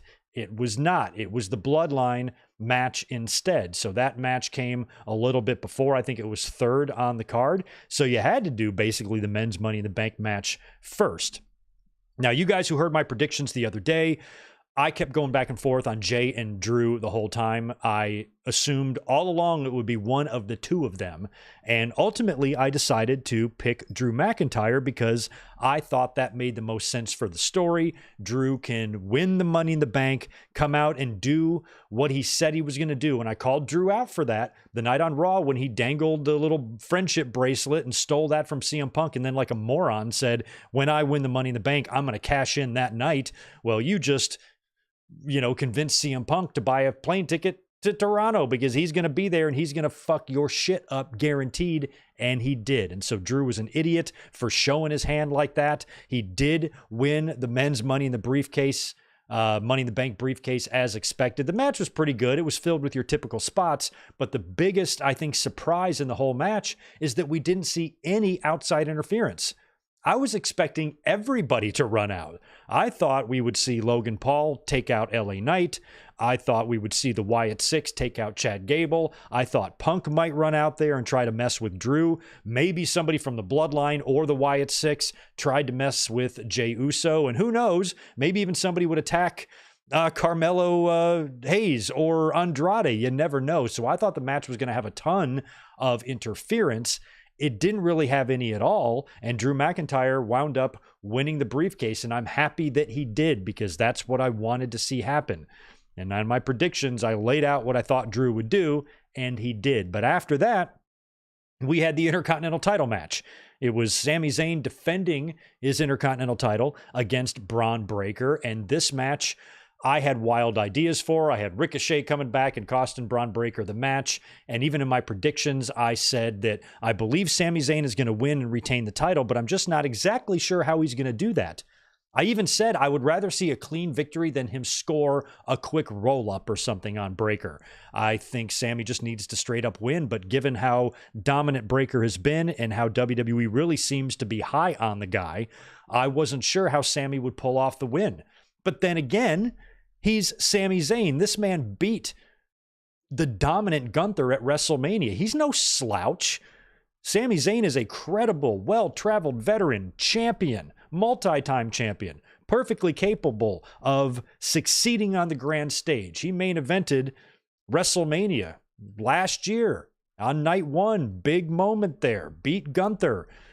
At this year's WrestleMania, big moment. This guy knows what to do in these scenarios. It should not be a given that it should take some cheating or outside interference or some sort of extenuating circumstance to get Bron Breakker defeated. And when you watch the match, I love the way it went. Breakker was dominant. He was kind of hot dogging a little bit with the push-ups and stuff. And I'm like, this is the type of stuff that younger wrestlers make, people with less experience than the person they're in the ring with. And I think Sami Zayn's experience is what could get him the win here. And it did. He capitalized. He knew what weaknesses to look for. He caught the haluva kick when the time was right, and he pinned Bron Breakker completely clean.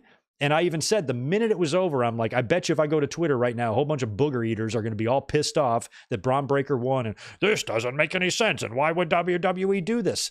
Look, we are fans. Our job is to watch the show, have a good time watching it. There are plenty of times when WWE is going to make a questionable booking decision, or they're going to put the wrong guy over, or they're going to do something that is just so batshit nuts that it frustrates us and we voice our opinions.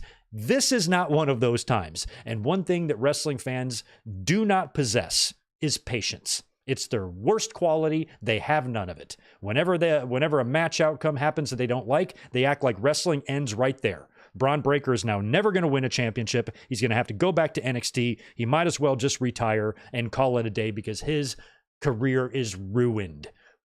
Take a deep breath. just relax. Stop overreacting to finishes that are just simply not that big of a deal. This was a big win for Sami Zayn, reestablishing him as a very, very credible champion that's going to be tough to beat. And I guarantee you, well, maybe not guarantee you, but I'd be willing to bet that Bron Breakker is going to get another crack at that Intercontinental Championship. And that's what I said in my predictions. I'd rather see Bron Breakker win the title at SummerSlam than here at Money in the Bank. Now, we never saw any Wyatt Six attack on Gable tonight, so maybe he could get back into the picture here and get himself a match against Sami Zayn at SummerSlam, and they go back to Gable, but it looked like they were pivoting to Bron Breakker. So what I think is going to happen is Breakker is going to have to maybe earn himself another championship shot. He gets it maybe at SummerSlam, or you toss Gable in there, and it's a triple threat or something. That's probably what they're going to do, is a multi-man match for the Intercontinental title. And then maybe Bron Breakker wins it there, and then he defends it at the next show against former champion Sami Zayn, and then beats Sami Zayn clean there. Full circle, gets the title, gets his win back. Nothing to worry about. Bron Breakker's career is still intact, and everything is just fine. So try to just pick your battles. If you want to fly off the rails about a match finish, go right ahead, but I think you're wasting your time making yourself mad when at the end of the day, it's not going to mean dick in terms of harming the level of success that Bron Breakker is going to see in his career. He's going to see plenty of it, and he's going to win plenty of championships. That's a given, so let's just not freak out too much about that.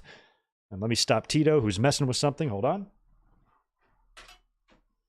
Oh, cool. Let me check this out. Drew just went crazy on the post show. Oh, I've missed it. I've got Cena on here now. Oh, I see him. Did he attack somebody? What happened? I just rewound it. Oh, yeah, there he is. Oh, so what, it was Pierce? I'm just rewinding it a little bit. Oh, yeah, here comes McIntyre. Look at him. Okay, so it's not at the scrum yet. He's just at the post show. He was flipping out with an I Believe in Joe Henry sign flying behind him. Okay, so Drew is just going nuts here. Okay, I see that. And Cena is currently talking right now on the post show. So you guys can keep your eye on that. If Cena says anything of importance, let me know. I'm just going to finish up our recap here. And then I'm going to get out of here to keep working on videos to give you guys. But after the Intercontinental title match is when we had Cena come out to do his retirement thing. And then after that was the women's Money in the Bank ladder match. This was another match that I wasn't too sure about, but I felt like Tiffany Stratton made the most sense in terms of that particular field who was in it. So I kind of had her. And apparently I might have been a little bit too hard on this match. We watched it together. I felt like it was slow at times. I felt like the crowd was quiet at times. And a few of the moves and the spots they were doing just weren't looking good. They weren't sticking or landing or something. And a lot of the spots were wonky looking, dangerous looking. It just felt underwhelming at times, like uneventful. Lyra Valkyria, whose name I can't stand, was maybe the most impressive one in there. I'm starting to appreciate what she can do in the ring. And there was the amazing spot at the end by Chelsea Green, who just flew off the top of that ladder, through the two tables on the floor. Amazing bump for someone like her. We saw a few other ladder bumps. There was a lot of ladder bridges on the ropes and the ladder, and EO springboarded off of one. Zoe Stark had a pretty sick bump as well. And there were some moments. Tiffy had the big swanton off the top to the floor that also looked pretty good. So the match had its moments. I'm not saying, it was a bad match. Just I'm not going to ever really consider this one of the best in women's Money in the Bank history. But then when I put that opinion out on social media, a lot of people disagree. No, good mic work. That was a good match. You should give it another look. So maybe I will. Maybe admittedly, I was a little bit too hard on the match. It just wasn't doing it for me. So it might just be a personal preference. But if enough people are like, no, dude, what are you talking about? That match was pretty good. That makes me think that maybe I'm being unfair to it.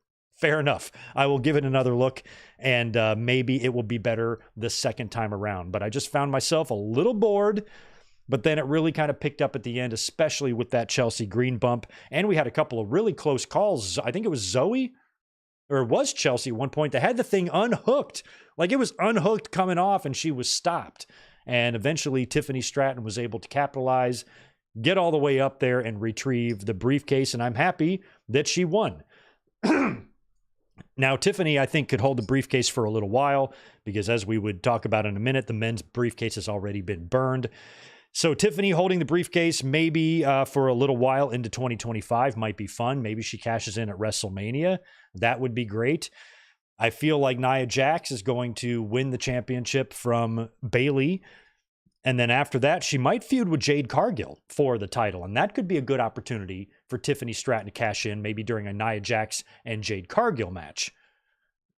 Also a good possibility there. But Tiffany Stratton, I think, will make a good Money in the Bank briefcase winner because she'll bedazzle it and be obnoxious with it like only she can. And I think she'll be good. And it was who I picked. So I think the right call was made there. Even though the match, you know, maybe Doug Unfunny says the early botches drug it down. That's a good way to look at it. Maybe that's what's happening with me in my memory. Because don't forget, I'm reading the chat. I'm talking to you guys. So I'm just kind of watching it only 70%. So maybe I missed a few things and I'm not giving it enough credit. That is definitely possible, and it's something that I've done plenty of times before, to be honest. So I will give it another look, and I will reserve shitting on the match until I see it one more time. And then if I still feel the same way, I'll go online and say, no. What are y'all talking about? Y'all are the crazy ones. But right now, I might have to stand corrected. And then that left us with the main event. It was, in fact, the Bloodline match. Bloodline versus Kevin Owens, Randy Orton, and Cody Rhodes. Kevin Owens, great promo last night on SmackDown, dedicating this match to his mom, who's been battling a severe illness. He's been in the hospital for 5 days at her bedside, and said that he was going to be here because if he had to miss a show because of his mom would be pissed. So much love and all the positive vibes and thoughts and prayers go out to Mama Steen. Hope you pull through and hope everything goes well there. The match, though, I predicted to be like international incident. I feel like when Meltzer made that report that the plan is to have Solo Sikoa versus Cody Rhodes at SummerSlam, then it's going to be really hard to get to that match. What has Solo done other than self-appoint him self as the tribal chief? What has he done to earn or warrant a world championship match, especially against Cody's title? And he had that abysmal record from last year, like 0-34 or whatever it was.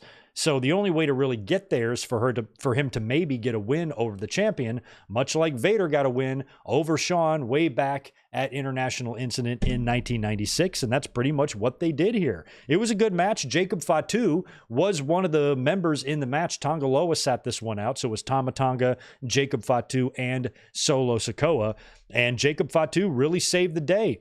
The match was good, it wasn't crazy. We had a few spots on the outside, good frog splash through the table, and Cody backdropped Jacob Fatu all the way through the timekeepers area. He landed on the doctor, and we had some crazy bumps in there, but it was really kind of a showcase for Jacob Fatu. It was first time in a WWE ring, his first WWE match, and he was super impressive. No sold Randy Orton's vintage thing, and really saved the day for Solo Sikoa, who got caught in crossroads position. Cody hit him with one and maybe two, and I think when he came up for the third, that's when Jacob Fatu reemerged, took out Cody, took him down, and then held him for Solo so he could deliver the Samoan spike. And then Jacob went to the outside, retrieved the referee, threw him in the ring, and the referee counted 1, 2, 3, and the Bloodline wins. And most importantly, Solo Sikoa gets a pin over Cody Rhodes, and that right there will probably set up your SummerSlam match.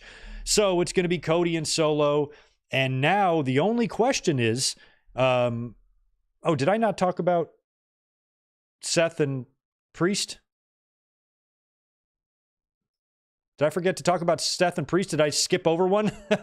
I forgot to talk about Seth and Damian Priest, but that now sets up Cody and Solo at SummerSlam, and the only thing that we're not quite sure about yet is maybe what will happen with the World Heavyweight title. Now, this match went on third. I think I completely forgot to talk about this, right? Because we stopped to look at Drew McIntyre freaking out. But Seth Rollins versus Damian Priest was our third match of the night. And in my predictions, I said the one thing that I can't stop thinking about and that I can't get past is what Seth Rollins does at SummerSlam. He has to do something. And maybe tomorrow night on Raw, or Monday night on Raw, he could be targeted by the Wyatt Six, and it could be Seth Rollins and Uncle Howdy. Maybe Seth Rollins could be the special referee and Drew and Drew and Punk or something like that. I've really been wondering about what he could do at SummerSlam because he has to work with somebody. So my big idea was for Drew McIntyre to win the briefcase, which he did. And then in what I thought would be the main event, this match, he would show up. But the key was McIntyre had to add himself to the match. He had to make it a triple threat. It would be better for him to do that than wait until there's a winner and try to cash in on that guy. That way, it keeps Rollins in the title picture. Now, the announcers kept alluding to the fact that he had that stipulation that he can't challenge for the title as long as Priest is the champion if he loses here, but did he really lose? So as expected, as the match is winding down, and one major thing I should mention, something I forgot to bring up earlier, is that right before McIntyre came out to cash in, we had a major catastrophic botch in this match. And I mean a huge one. Luckily, Drew's cash in and what happened with Punk is going to kind of make the fans forget about it. And luckily it's going to, maybe overshadow that a little bit, but it's a good thing there was a cash in planned because that would be really, really hard to explain. I also think it can be a great way to get Seth into the SummerSlam match. It might be a happy accident because Rollins hit Priest, I believe, with a stomp. And then he went to cover Damian Priest, and the referee goes 1, 2, and Priest does not kick out at all. And the referee just stops his count. And I think what was supposed to happen is maybe McIntyre's music, or maybe Priest thought McIntyre's music was going to hit during the 3 count and he wouldn't need to kick out because Seth and the referee would jump up to be like, oh, what the hell? But the music cue didn't happen, and then Priest didn't kick out for whatever reason, and it was a botch, and I was reacting like, oh my God, they fucked that up so bad. They fucked that up so bad, y'all. And then as we're talking about how bad that looked, that's when Drew McIntyre's music hits. He comes out with the briefcase, and then it starts dawning on us what's about to happen. And so now we've forgotten all about the botch. But that was a huge, huge mistake by Damian Priest. I could even see him talking a little bit, I think, to the referee. And I swear he was saying something like, oh, I'm so sorry, I fucked that up. I bet you he feels like shit for doing that. But then Drew McIntyre comes out. So he comes out and he does just what I said. He cashes in his Money in the Bank briefcase, officially adding himself to the match, making it a triple threat. And then he gets in there and Seth hits him with immediate super kick, and Priest even gets in there as well. But then Drew, I think he takes out Seth, and right when he's about to hit him with a Claymore, or somebody with a Claymore, that's when CM Punk finally arrives. I kept calling for it, and I'm like, Punk's got to show up. There's no way McIntyre's winning the title here because Gunther has the title shot, and it's not going to be Drew and Gunther. So when Drew is standing in that ring, I know this is going to be a failed cash-in, 100%. And so he cashes in. Finally, Punk shows up, brutally attacks Drew McIntyre, gets him to the outside. He's hitting him with chairs. He's beating the hell out of him in the timekeeper's area.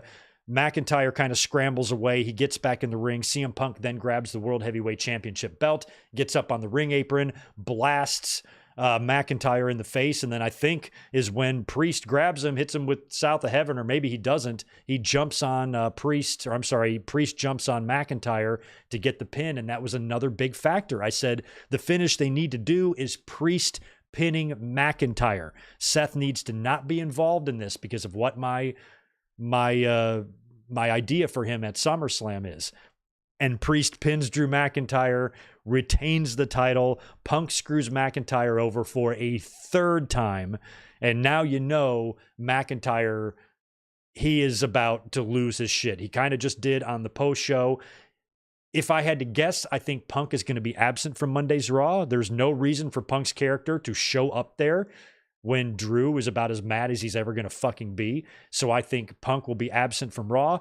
Drew will cut a scathing promo and he will challenge CM Punk to an anything goes match, street fight, brawl at SummerSlam. The only way to end this is to end you once and for all, to rid the WWE of you. He's going to lay down the challenge on Monday night.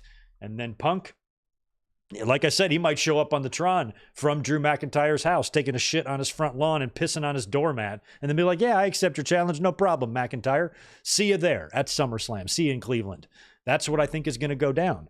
Now, here's the big thing about Seth Rollins. You guys are probably tired of me talking about this because every single night I've been talking about this match at the pay-per-view at Money in the Bank. I've been wondering what it means for Rollins at SummerSlam. And my idea was that if McIntyre cashes it in, makes it a triple threat, and he's the one that gets pinned, Seth has a reasonable argument to make to Adam Pearce. Hey, that stipulation that I signed for that said, if Priest beats me, I can never face him for the title as long as he's champion. That was something written into the contract for this match.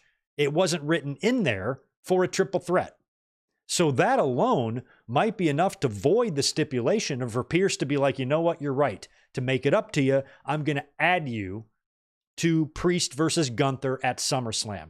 Seth Rollins' presence in the match and his addition to the match, I think, will spice the match up, make it more exciting, and prevent it from being potentially dull, which maybe it could be if it's just Priest and Gunther one-on-one. But now you add the botch in there. If they decide to reference this on TV, if Seth's character goes to Adam Pearce and shows him a replay of this, look, asshole, I had him pinned right here. Your dumbass referee fucked me over. Then CM Punk came out and fucked me over too. Damian Priest pinned McIntyre. I wasn't even in the finish. This was not the deal.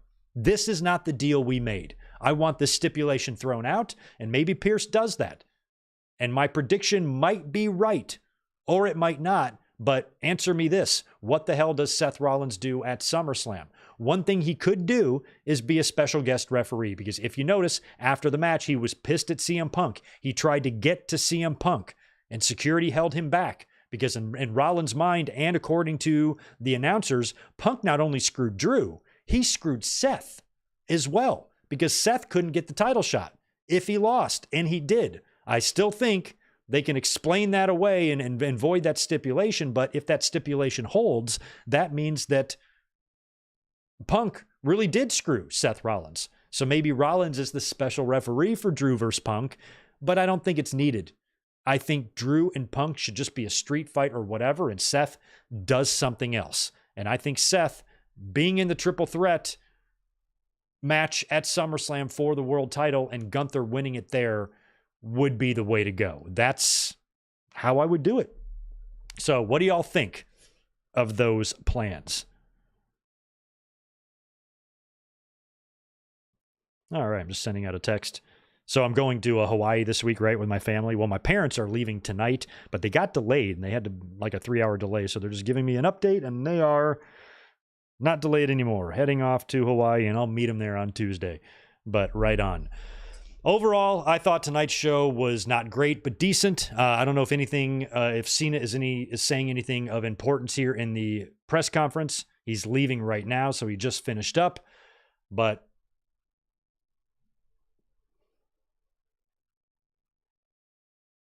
okay, yeah, perfect. Thank you, Denny Downbad. Cena just confirmed his run isn't ending at WrestleMania, which I assumed. January to December 2025 is his final run. Awesome. That was the impression I got from his promo, because he said, I'm going to wrestle at the Royal Rumble for the last time, Elimination Chamber for the last time, WrestleMania for the last time, and I'm going to wrestle in Toronto for the last time. Well, Toronto isn't going to be back, or WWE isn't going to be back to Toronto until probably after WrestleMania, and probably around the summertime again, because this is when they like to go there. So Cena, you knew, would be probably into next year's summer, and it'll probably be a whole year-long thing. So there's plenty of time for him to still win a championship. Plenty of time. So right on. That's a wrap for me, folks. Thanks for hanging out tonight. We are going to be back here tomorrow night to watch a classic pay-per-view. Oh, I'm sorry. I got some super chats to answer. I'm not going anywhere yet.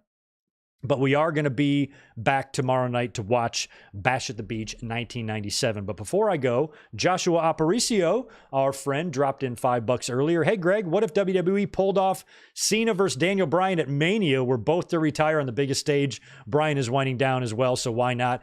A lot of fans, I'm adamantly against this, a lot of fans always pitch ideas for double retirements. No, Cena and Bryan deserve the adulation to themselves. They deserve to be selfish. They deserve to be the center of attention. And I am never a fan of the idea of two legends retiring at the same time. Maybe, you know, if you're a tag team or if you're related or some other circumstance where it just fits or it makes sense, then yeah, I'm all for it. But people have pitched this a lot, you know, having two guys, you know, have the retirement match together and stuff. I'm like, I'm not about that unless there's a really strong connection between the two or they came in together. Like, for example, if Christian and Adam Copeland want to retire together, great, no problem. That makes sense.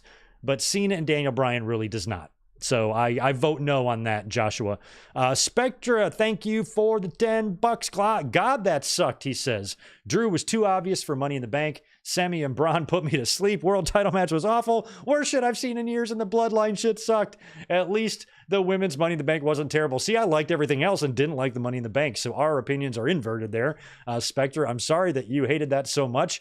I loved what Drew did because that plays into what they're going to do with Drew and Punk at SummerSlam. That's the whole point of all of this. So I think WWE creatively, too, was giving themselves a year off of having to worry about a men's Money in the Bank briefcase running around their roster for an entire year or whatnot. Now they don't have to worry about it. They can go their creative directions and go through with their plans without having that briefcase hanging over their heads. And I think that's a good thing. I did not hate the pay-per-view as much as you. I will probably give it a 7.5, though, is probably what I would grade this.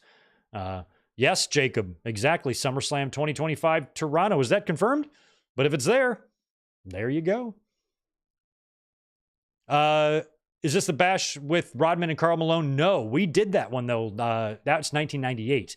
This one, I believe, is Hogan and Rodman versus, like, shit, I don't even remember. Two WCW guys, maybe DDP and I don't remember.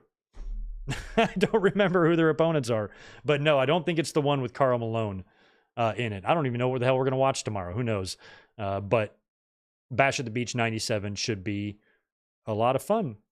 All right, I think that's officially it. Yeah, Juliet's got one too. What about Cena and Orton having a double retirement match given their history? No, their stars are too big. Their stars shine too bright to share the retirement spotlight. No. I mean, unless something perfectly added up, you know, but no. No, I don't want to see that either. Cena is an icon, and I don't want anybody standing next to him when he retires. He needs to be by himself. No, it wasn't Jay Leno either. Let's look this up. I don't know why I don't know this. I think it's a regular ass match, man.